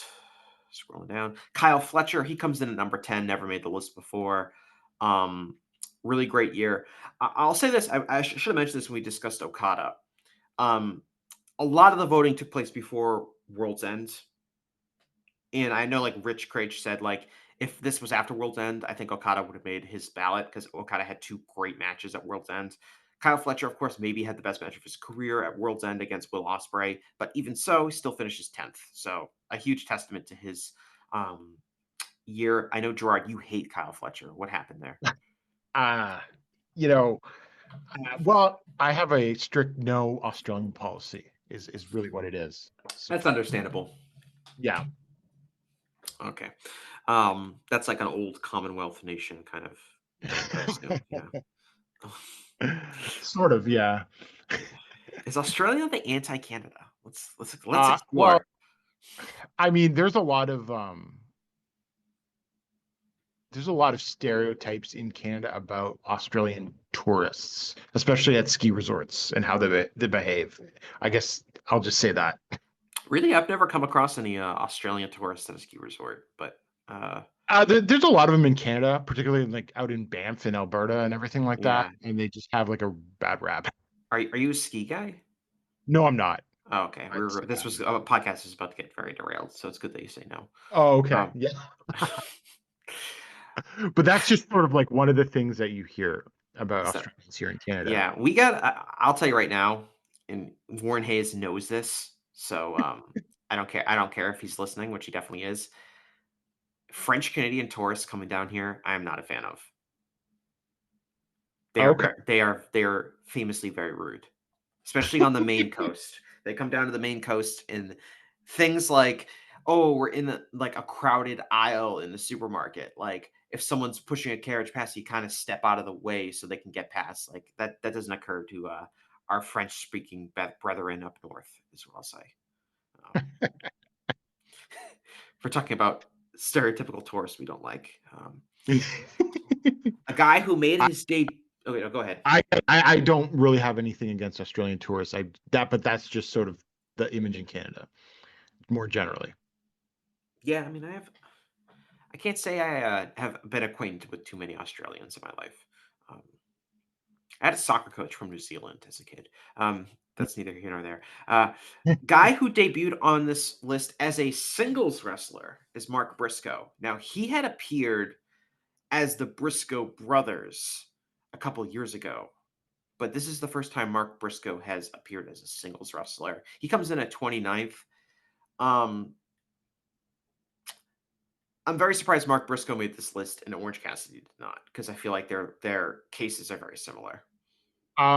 It seems to me, I think Briscoe got more highlighted, and he had like the feel good story of winning the ROH title. So I mean, I think it's little booking emphasis like that, I think, can make a difference. Mm-hmm. I just feel like Mark Briscoe and Orange Cassidy, I feel like their strengths they've been really, really solid TV wrestlers all Right. year. And so for Orange to not make the list, Briscoe to come in at 29. I mean, I don't have a problem with Mark Briscoe at 29. Let me see where I voted for him. But like, I feel like that's like a fair spot for him to be in. I just am surprised he made it. But again, you're right about like it's booking, it's notoriety, it's things like that. Everyone likes Mark Briscoe, so it's okay. That's okay. No problems with him coming in there. Mascara Dorada coming in at 36. I do not think this is the last time we will see him on this list. In fact, 36 might be low, but he definitely looks like the future star of CMLL, of Mexican wrestling, and maybe already is the best wrestler in Mexico. I don't know if you have any strong feelings on Mascara Dorada. No, I don't. I've just seen him a couple of times. I mean, obviously very spectacular, so I'm not surprised. I couldn't tell you whether or not he's going to be the next top thing in Mexico. Mayu Iwatani returns to the list. Kind of an interesting pattern with her. So in 2020, she comes in at 37. In 2021, she doesn't make the list. 2022, she comes in at 29. In 2023, she doesn't make the list. And in 2024, she's back on the list right around the same spot, this time at number 25. So kind of interesting just pattern I noticed. I don't really know why that would be.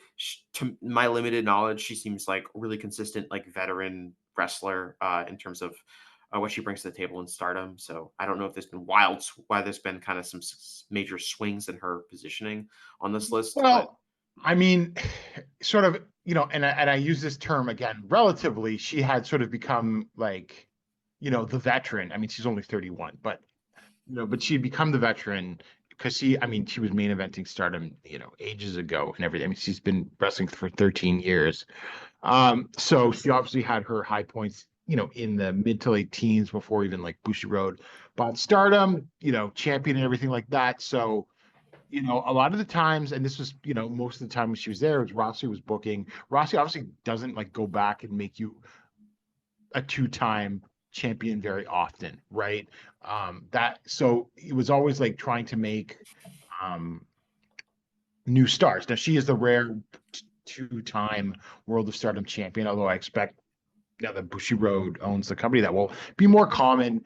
So obviously once you start getting into 2021, 2022, 2023, I mean, she's obviously there, but she's sort of like de-emphasized. But then, with the New Japan crossover, they didn't make the IWGP Women's title for her, but they're like, we have this title now, so what are we going to do with it? Okay, let's put it on her. And she's really, I think, revitalized her career now that she's got that title back and she has sort of that thing to focus in, is getting more high profile singles matches. So I mean, to me, that's sort of the reason why. Another first time person on the list is Michael Oku. He comes in at 30th. I guess he's considered a divisive wrestler, although I would consider 30th to be like a really good position for him. So clearly I think the panel respected him. He did make my list. Did you vote for Oku? I didn't vote for Oku, and it was just more of a I didn't feel comfortable enough to that I didn't feel like I had seen enough. But between the Osprey match, between a number of other of the matches he's done, like I'm sorry, he's probably still got a resume as one of the best in Europe. Regardless, now you can sort of poke holes in his style and everything like that, but I don't think crowd connection can be disqualified from in-ring performance either. So I find myself being weirdly defensive of him for someone I didn't even vote for, but I didn't have any hard lines about. I could just see myself voting for him. I just made the call. I don't feel comfortable ranking him just from lack of knowledge, type thing. But I think that he probably still has an absolute case to be on this list. And I think, he's at least one of the best regionally in his region type thing. He has a really special connection with the crowd he works for, which can't be Mhm. discounted. And it leads to his matches having a certain level of drama that not a lot of other people have. Um, he's one of those guys where I feel like if you were to drop him into another promotion, like if you were to go to a tour of New Japan or he were to come to AEW, I think he would not be nearly as effective as he is working, York Hall shows at Rev Right. Pro. But that being said, there's a lot of wrestlers that you could say if they were to drop into a different promotion, they wouldn't be nearly as good. We just kind of went over a lot of them, why they didn't make the list this year after having made it the previous year. A lot of that has to do with changing environments. I was really impressed with his match against Luke Jacobs from back in August. I think it was Yes. at like the anniversary show because I had seen the Osprey matches and I thought they were really good. But again, it's like, okay, there's this long story. He's wrestling Will Ospreay. Like, of course, the match is good. What can he do in outside of that? And I thought he did a really, really good job in that match, not just playing the role of the guy who's trying to beat Will Ospreay for the first time as like the underdog babyface. He came into that match as the champion, had a really, really good match. With, of course, Luke Jacobs is a really good wrestler too, but he's not Will Ospreay. Where like if someone has a great match with Will Ospreay, it's like you kind of discount Yeah. that as like part of their resume. But I've been really impressed with him this year. I did sneak him on. He was my number 49 pick. And part of that is I haven't seen like an enormous amount of his work this year. But obviously, him finishing 30th, I feel like is really impressive for him. I know some people dislike his style. Yeah. I am not one of those people. So yeah, like I kind of see why you feel like you felt like defensive about him because he gets a lot of, I think, unnecessary shit. Like people calling him like Yeah, the for worst sure. wrestler in the world and things like that. And that's I just 100% not true. And most of the people that I know that are like hardcore Europe watchers have a certain, if not high level of respect for him. Yeah. So it's just like I think, I think it's some of the more fly by night casuals that tend to be some of the most critical. Mio Momono, comes in at number 34. I couldn't tell you really anything about her. Do you have any background on her? Yeah, I mean, I think that's a good debut for her. I mean, she's marvelous. So she's a trainee of Chigusa Nagayo, who obviously, might be in sort of, some consciousness right now because she's, like basically the secondary main character in the Queen of Villains TV show that was on Netflix. She's just like, in some ways, sort of like that ultimate baby face, one of the best wrestlers from working from below, getting the crap beaten out of her. Um, Type thing with her fiery comebacks, and she can be a bit of she's got that sort of Tanahashi thing where if she needs to, she can also turn on the bullying type Mhm. thing. And she's also been in like this really great tag team match wise. I think they're a little goofy personality wise with Yurika Oka, but so it's been really strong, and she had a really strong 2024. Another Joshi wrestler making her debut is Miyu Watanabe. She comes in at 48.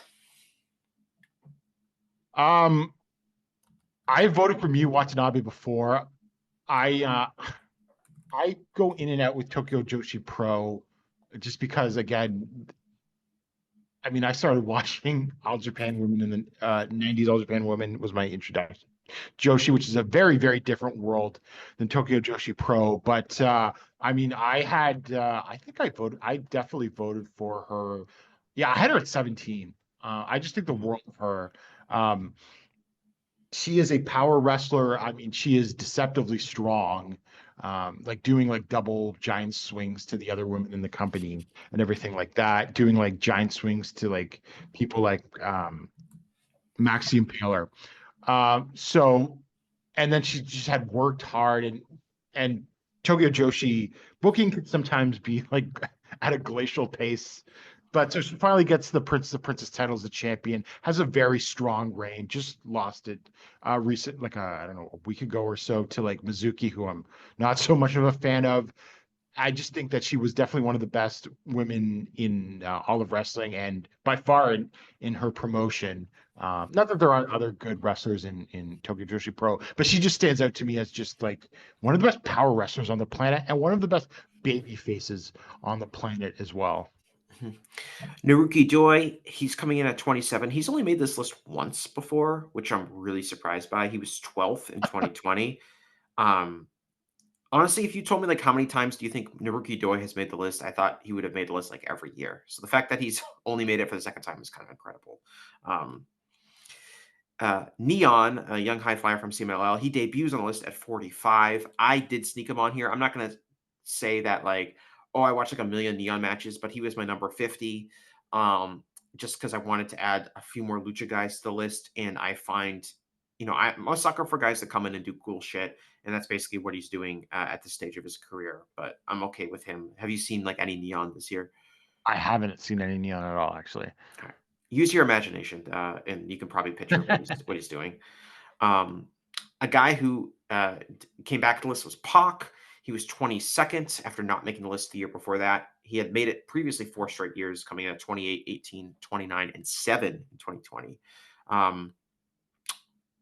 Pac, it just comes down to how many matches he wrestles. I think that's pretty much all it comes down to. For sure. I think from a talent perspective, he's pretty much on par with almost anyone else in the world. So, yeah, I still don't get it. I always get this feeling that he just is happy with his place and he doesn't want more, and he's happy to take months off at a time. And he's seems like it. I I mean, know. I've talked about this with some people, like what is the difference between like Pac and like Will Ospreay or Kenny Omega? And Yeah, it's like from like an athleticism, coordination, skill perspective, he's as good as those guys, if not even better.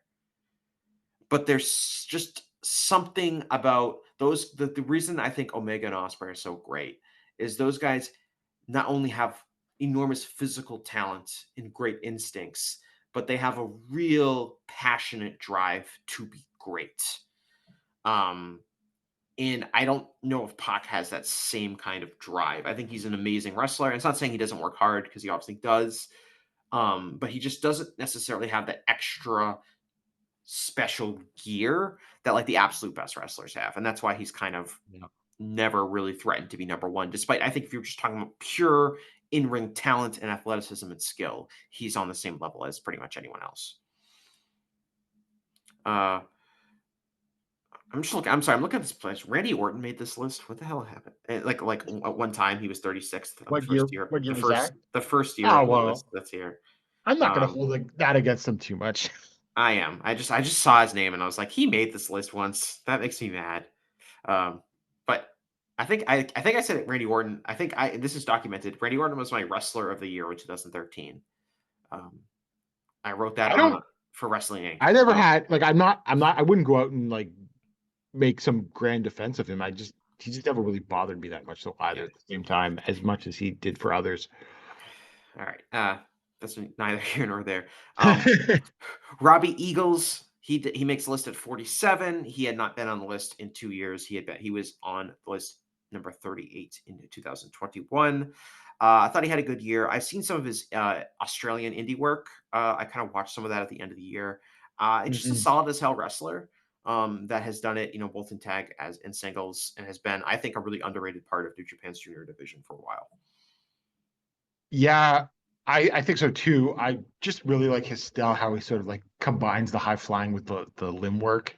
That's just like, oh, that's such a great combo. And yeah, sort of like maybe, I don't know, is victim too strong a word, of just sort of like falling through the holes and sort of the neglect that the junior division sometimes has? Because sometimes it felt like during the pandemic, I thought, oh, they're really going to go with him. He's really going to be like a major player in the junior division, and then that just sort of petered out.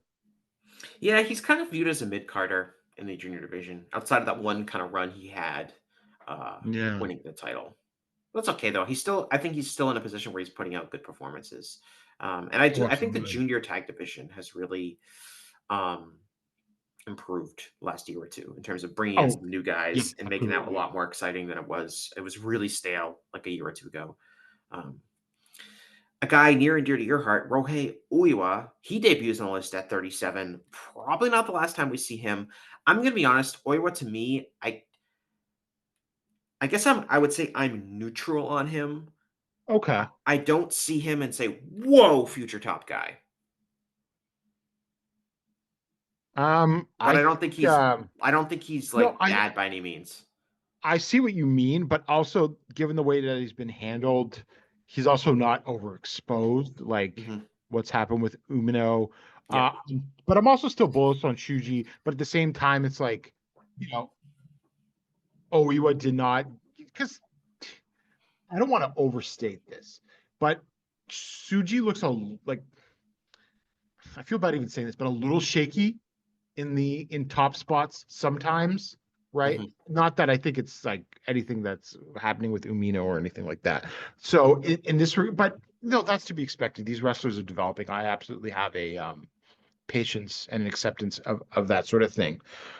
So in this regard, Owe has been somewhat protected. He was in Noah, just working in a tag team with Kaito Kiyomiya and then a program with them. He comes back not with the biggest splash into New Japan, but I thought he ended the year very well in that tag match at Korakuen Hall, which was just fantastic, right?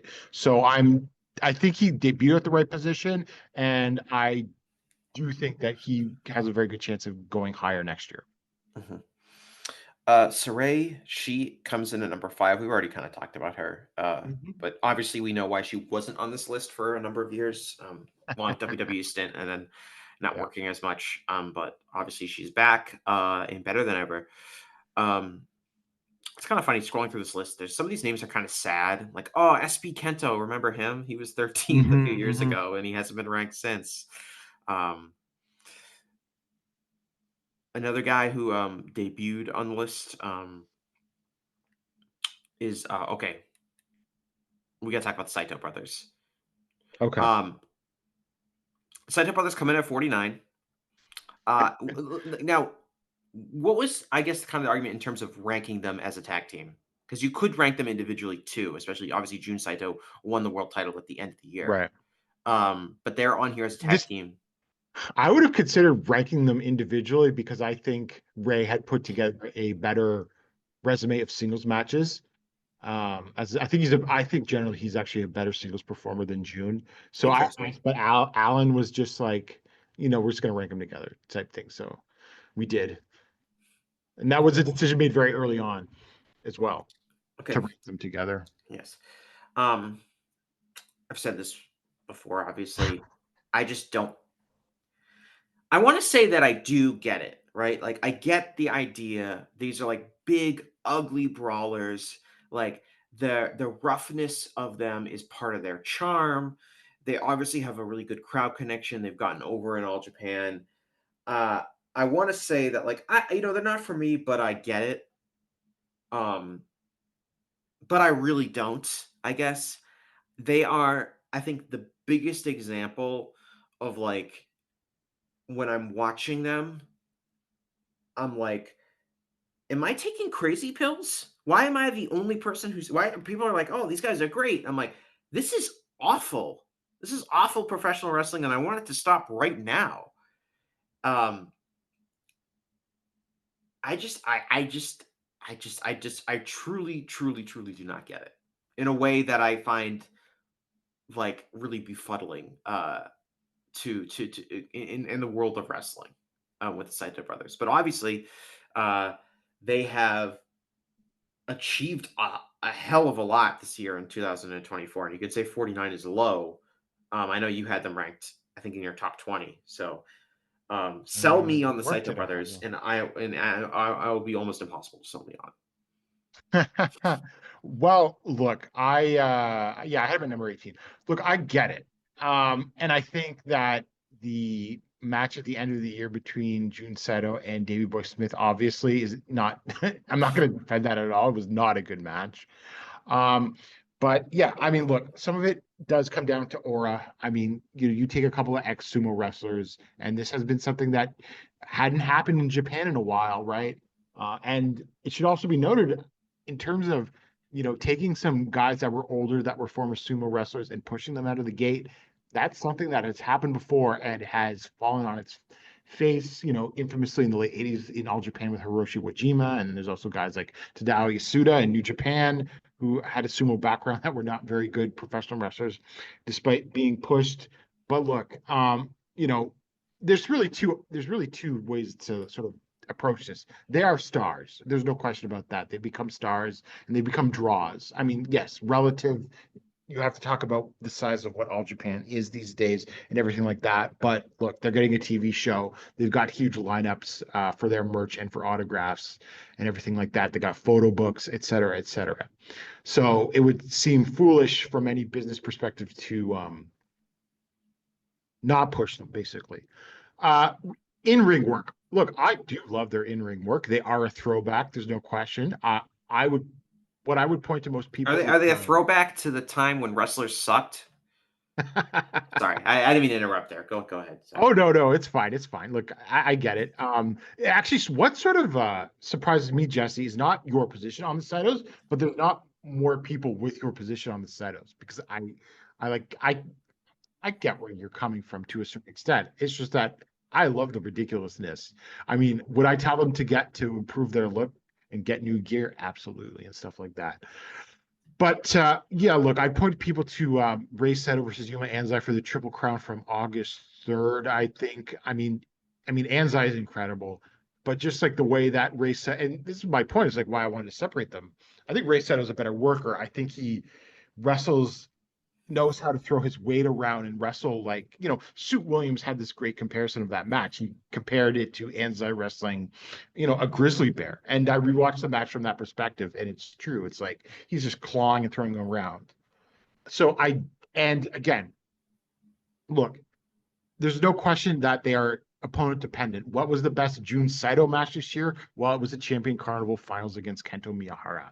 And that was a lot of things where it's Kento dictating the pace of the match, and just, Jun Saito having to be in the right place at the right time to hit his move.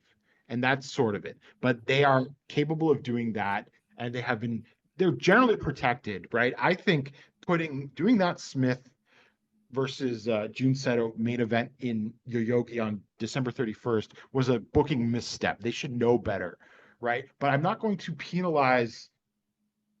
I don't care what your ultimate wrestling skill is, if you're booked in such a way that you're putting out good matches, that's good enough for me. Because I know we were sort of talking about, like, does this person have the raw talent as a wrestler of like one of the 50 or 20 best in the world? And for like someone like Nakajima, despite all of the ridiculousness that's followed his career recently, yes, right?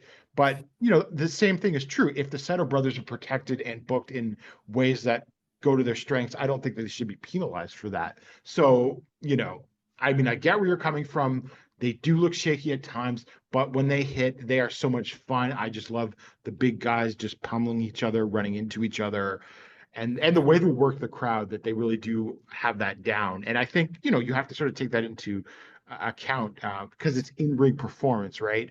It's not just that they're over, it's how they control the crowd during their matches, and they've got that down as well. So, I mean, that's my sort of defense on the Saito brothers. I don't expect you to accept that or anything like that, but the Saito brothers platform. The Saito brothers are better than Kazuchika Okada. You heard it here. The FSM 50. That's what we told the public. Just what I'm saying. Were you always fans of the Saito brothers? I'm curious, like, what their original. Now, did you see them when they were here? No, I did not see them. Okay, because I know they were in the Buffalo, New York area. Yeah, they were. Look, I was bullish on them from day one, precisely because of their pedigree. These two large twin brothers that were former sumo wrestlers. Yeah, they came in with like in terms of like fanfare, it was like, oh, All Japan has these two young boys. They're twin, half Amer. I think they're half American, right? Yes, Um, they are. uh, former sumo wrestlers. They're on the older side, so they're probably going to push right away. So like, I remember like I'm pretty sure I saw like their first match in All Japan. Um, they were really bad, like comically bad. Like I compared them to like I said they're like the sons of like end of the line Giant Baba is what they reminded me of. And they're obviously better than they were, but so I mean you were a fan of them right from the get go though, because I would say this is like to be charitable to them. This is like an incredible like improvement story from where someone started to where they've become today. In terms of like the fact that these guys are legit stars blows my fucking mind from where they when I first saw them. Yeah, I mean, I was a fan of what they represented. I'm not going to deny that because it was like a direct appeal to the old school, right? There's no question about that. So that's why directly appealed to me. I was like, look, so they ran around. It's funny because when they started, they did a lot more like like clearly like do it a bit now, but it's far less more pronounced, but like more like sumo influence offense with the slaps and the pushing and everything like that. And then they worked into more traditional wrestling moves and everything like that, lariats, power drives, that sort of thing. So I mean that sort of sumo stuff appealed to me, and I'm just like, look, you got to go with these guys. This could be a lot of fun, and they did improve. Well, I think they improved anyway. Just to kind of, we're gonna run through these last few guys here. The Young Bucks, they're on the list at 44. I had them a lot higher than that, but I understand why some people were down on their year. They were not on this Well, list in 2023. it's funny because I did have them on and I voted for them, and I'm like, actually, I don't want to overrate them, but they had a better year than people think once you dive into it. Oh, I've been pushing them for a while. Like when we're talking about like tag team of the year for the Observer Awards, I'm like, guys, the Young Bucks are the tag team of the year. Like, first of all, they had probably the best match of the year. The Sting Final Bye Bye. I thought they had a bunch of good trios matches. Like, I mean, they're the Young Bucks. They're consistently great. I'm trying to think what happened to them last year. I know they were not around towards the end of last year, but I'm surprised they didn't make a list at all last year. But I had them fairly high on this list. I can't even remember what happened to them in 2023. Yeah, everything just blends together. Like I have no idea. Yeah, I had them at 19. Like we're just talking about like an act that like I feel like had a really high floor and had some really really high ceiling matches. I mean, the Sting match, which you could make the case that it is not like an amazing match like the way like like Will Ospreay and Kyle Fletcher or like Kenny Right. Omega and Oh, I would Ethan agree. Kidd I would agree with were. that, but I think I know what you're going to say. Yeah. But like in terms of like just like a match that was like full of joy and love of pro wrestling, there's like no other match that's like close to that, I feel like. And the Young Bucks were a major role in that. And like that, I guess, oh, okay, that's one match, but they had a bunch of really strong performances. And I feel like obviously maybe there's some fatigue with them and seeing, they've been around forever now. The whole elite angle didn't really work out the way I think in a way that was really satisfying to anyone. But at the end of the day, I feel like they're gonna be underrated because of those things. But if we're just talking about like pure output, these guys were outstanding this year once again. Yeah, I mean, a lot of it's I mean, it's the classic Bucks discourse. It's not like they're not worthy of criticism. One could make many criticism of this year, but they also attracted an inordinate amount of negative heat for not always justified reasons. I agree. TJP, he makes a list for the first time ever, coming in at 39. I think the revamp of the so I had Catch 22 on here. I put Catch 22 as well. Yeah. So but TJP, I think Akira was injured, so they decided to yeah make TJP as singles in there. Yeah, so I So had I guess our votes counted. That's yeah. not my understanding. Yeah, I had them. Well, to be fair, I had them listed as TJP and Francisco Akira. I had them coming in at 43, so TJP finishing 39 feels about right. If we're just gonna like Yeah. give like Francisco Akira as like some sort of like ghost case behind TJP's ranking, uh, that's fine. And then let's see here. I think we got like two more. Yamamoto comes in at 6th after not being on the list for the last 2 years. Obviously, we've already talked about him. He had a great Yeah. year. Not surprising that he finished 6th. And then Yota Tsuji coming in at 31, his debut on the list. I'm kind of surprised he didn't make the list last year, but 31 feels about right for him. Yeah, I agree. Yeah. But that's pretty much it. Now, before we wrap up, I want to ask you another question here. Who is somebody that did not make the list this year, or has how about someone who has never made the list that you think is going to make it this year? 2025 so Yeah, far. because I don't want to say who didn't make it, because like Kenny Omega like didn't make it this year. He's probably going to make it. Yeah. Next year, so. Like never before ever. Yeah, has never made it before. That could make it this year. Well, would someone like there's a couple of names that pop up. Obviously Ozawa. Yeah, that's like the one I But, think if I you were mean- to look at just what has happened in the first few weeks of 2025 would be someone that seems very strongly positioned to make a debut on that list. I think Ryuki Honda. But I think that's ultimately going to depend on how he's booked in All Japan. Like if he gets a tag title run or some tournament finals, even, I think that would give him a much stronger opportunity to be on. And I'm pretty sure he's never made the list, although I voted for him for the last couple of years generally in between like 30 and 50. I mean, I just think he's a very consistent performer that has been called upon to be in a few main events every year. So that's why I put him in that range. And I think it's just a matter of time for him as well before he breaks through. Yeah, it kind of feels like he's kind of like it feels like he's just been around forever. He's still one of those guys that's really young, but because he started so young in Wrestle 1, that like I just like feel like he's been around forever. And in his case, in the case of a few other guys, within All Japan, like All Japan's shown, I think Dan Tamura is another guy that you could I think see crack this list, because All Japan has shown that they can really elevate a guy in a year, a young guy that they feel like has potential. So both of those guys I feel like would be solid shouts. A guy I'm surprised didn't make the list yet. I'm hoping he makes it again. I had him ranked fairly high this year. I had him 20th is Hyo.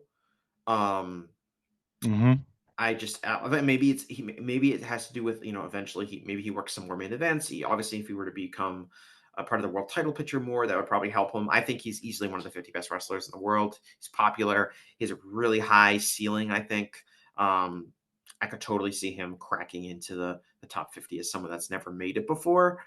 But it's hard to say. A lot of these guys I wouldn't have predicted, made the top 50. I'd also like to see how Beast Mortos turns out in 2020. Yeah, that's a good point. Because I was going to say, well, who in North America seems to be on the cusp of possibility, right? Because it's like it seems easier in Japan to say that. It does. Kyle Fletcher doesn't seem surprising that he finally got on. Or was this his first year on, or was he? This was Fletcher's first year on. Okay. Actually, let me double check. Let me make sure. Because I was looking at Kyle Fletcher. Did Aussie Open ever make it as a tag team? Because that's possible. Yes, they did. They did make it as a tag team. They were ranked 30th. But obviously, this is Fletcher's first as a singles wrestler, and very understandably so in terms of just like the year he had as an individual star. Yeah, exactly. So like, yeah, that's not surprising. And I think if we go back to late 2023, it would not be particularly surprising that now Kyle Fletcher's on. I'm just trying to think like, who would be next up, but it's like, well, who's Tony going to push basically? Because it's going to come down to AEW, obviously. And I'm just like, I don't know if that's really true, because I think a lot of the guys that AEW might look at pushing forward have been on the list before that did not make it this year. Like Daniel Garcia, as an example. Yes. Did not make it. this year, but has made it in the past. He was ranked as high as number 12 a few years ago. So like some of that, like when you're talking about talent, especially talent has been around and put in prominent positions before. You can think like, I don't think Hook is going to make it. I'm trying to think off the top of my head. Like, I almost feel like it'd be more likely someone from WWE just because those guys haven't really been represented on the list that much. Like a Braun Breaker could make it, or something like that. I could see that happening. I'm joking now. Has Seth Rollins ever been on this list before? I bet you, if you go back to 2015, I would Yeah, not he be had surprised to if he have been. was. He definitely have been in 2015, 2016. Yeah. Let's see here. Well, Seth Rollins ever returned to this list, I would. Yeah. I wouldn't bet on it. Yeah, I like honestly, like I think like it's easier to just pick like Japanese names. Like Mochizuki Jr. has never made this list. I could see him Sure, making and it. he'll Like, make it for sure. yeah, especially in promotions like we talked about. All Japan and Dragon Gate really are promotions that really push new guys forward. And Yeah. have you already mentioned Ozawa and Noah obviously is getting a huge push. Like, it would seem like he's probably going to make it because he also does cool moves, which helps. Yeah. And it's like the lots of guys. I mean, look, Shota Umino could make this list. I would not discount that, regardless. Or like a Kosei Fujita and those guys for sure, right? Like, you could see who's going to make this list. But it's fascinating that it's a little more unclear in the States. Yeah, well, I think it has to do with some of it has to do with exposure. Like I said, like the AEW guys that they would push forward aren't going to make it. A guy I'm interested in seeing if they make it. He has not made it in 3 years now. Is MJF. He's a tough one for me because I think so. He's only made the list once. He made it. He was ranked 32nd in looks like 2021. I really think he's capable of being like one of the 10 best in-ring wrestlers in the world. Probably, yeah. Like he has had some incredibly high ceiling matches. I had the Iron Man or the 60-minute match was this year, right? Yep. And that wasn't all Ospreay, like, yeah, look, I found what happened when MJF won that belt was incredibly off-putting. I mean, I sort of sniffed at the same time that Joe Lanza did that this was taking a big sports entertainment turn. But I cannot deny that man's talent when he is in the ring and wants to work like a serious match. It is quite impressive. If you actually consider, like, he doesn't wrestle a lot either. Yeah, I mean, he's totally a ceiling guy in terms of like, I think like he has had some really incredible matches, and it's been hurt by shtick. I mean, I'd have to go back and look. Like, as bad as his 2023 was from like a reputation perspective, I would still probably say he probably had like 50, like a really good output enough to crack the top 50. But again, like his name has been muddied to a degree with the Adam Cole angle and sports entertainment stuff, and just like I understand why people are low on him. I had him as an honorable mention this year, but he's a guy that I would like to see bounce back to being on this list. What about there's some guys that, like, it's funny. I'm just looking at some of these guys, and it's just guys like, oh wow, like, because now we have a good record because this has been going on since 2014. So it's kind of funny to go back and be like, oh yeah, remember when people were high on so and so? Ricochet has not made this list since, let's see here, 2018, and I think he's going to make it. I think he's going to make it this year. I think he will too. Yeah, especially if he works any more New Japan dates. I mean, we'll he's already off to a good start in AEW. Yeah, I think. So, I think he's someone that's definitely going to make it. It's kind of funny. Roosh made this list in 2014, has not made it since. It's kind of interesting. Sasha Banks. I don't know. Sasha Banks finished 6th in 2015. Has not made it since. I think she'll be back soon. Actually, it's a good choice for someone returning to the list soon, I think. Yeah, it's I feel like if we were just evaluating her on her last like 4 or 5 months, I'd Yeah. have her ranked pretty high. There was just some inconsistencies earlier this year that kept her off my list, I think. But I Hmm. think she's had a really, really strong last Oh, few very months strong. in the ring for sure. So A that good is start to interesting. the year. So, Yeah. I SB would Kento unlikely to return to the list. no. These guys. Shinsuke Nakamura has not made the list since was 2016. I would be shocked if he ever returned. I don't think he will. Show has not made the list in the last 4 or 5 years. I wouldn't count on Again, that. no. These are kind of fun to look through. Shotaro Ashino has not made the list in 4 years. He finished 39th in 2020. I could see him coming back. I mean, yes and no. I would I like All Japan to book him better, yes, but he's also been injured at times where they were pushing him. So I think that sort of, put a dark cloud over him, unfortunately. Mhm. I wonder what so Will Ospreay has won this award 3 years in a row now. Hmm. Like, I don't know, do you gamble at all? I don't gamble, Okay. I'd be interested but in like what the handicap odds for him to win again this year would be. um, that's a good question.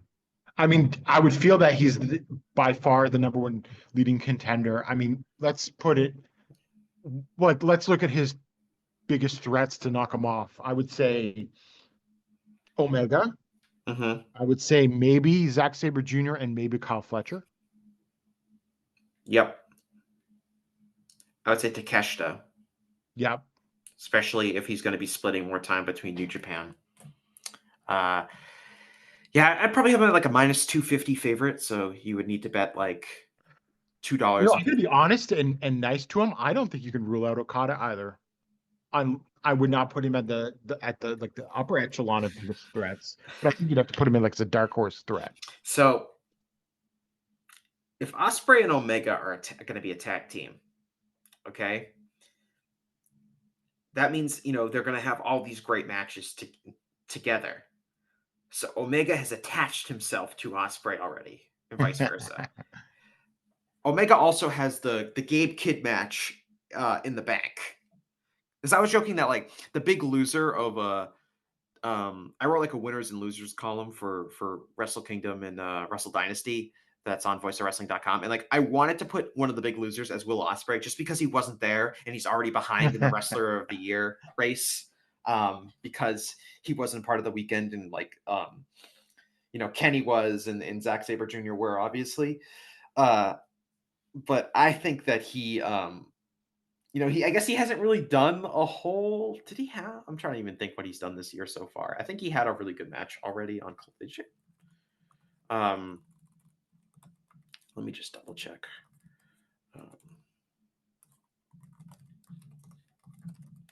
But like, yeah, so he's been quiet by his standards. We're only a few weeks into this year, but I think it's kind of funny if he forms a tag team with Kenny and like all their matches are just tag team wrestlers.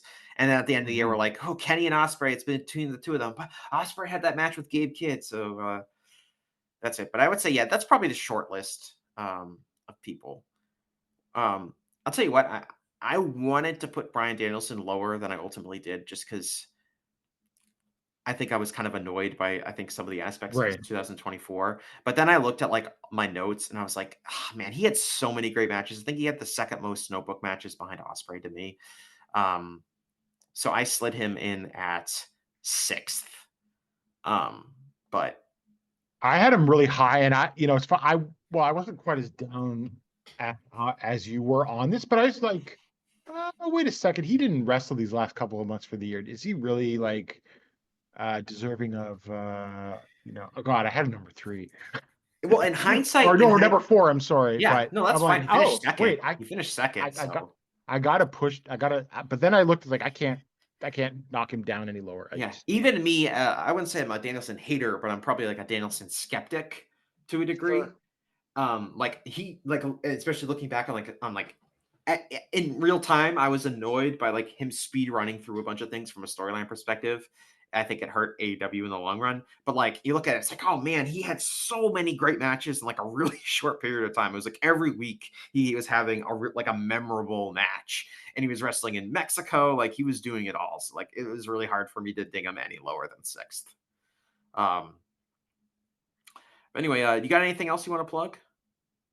No, just listen to the Emerald Flow Show. We record on about a 2 to 3 week schedule. Sometimes we'll come back a week later, but it really just depends on the schedule of All Japan and Noah. You can also catch us for some DDT coverage occasionally. We'll do the big shows in the big matches on the big shows. We're not going to say that we love the DDT style top to bottom from far from it. And look, if 0-1 or Big Japan managed to make tape or have a big lauded match, we'll watch that. But I'm sorry, GLEAT fans, great fans, since you went behind a paywall, since the company went behind a paywall, we're not going to be covering that anymore, and I don't think that's going to be a big loss to anyone. So that's where we're at. So check us out if you're looking for coverage of All Japan, Noah, and some of the other stuff going on in men's wrestling in Japan.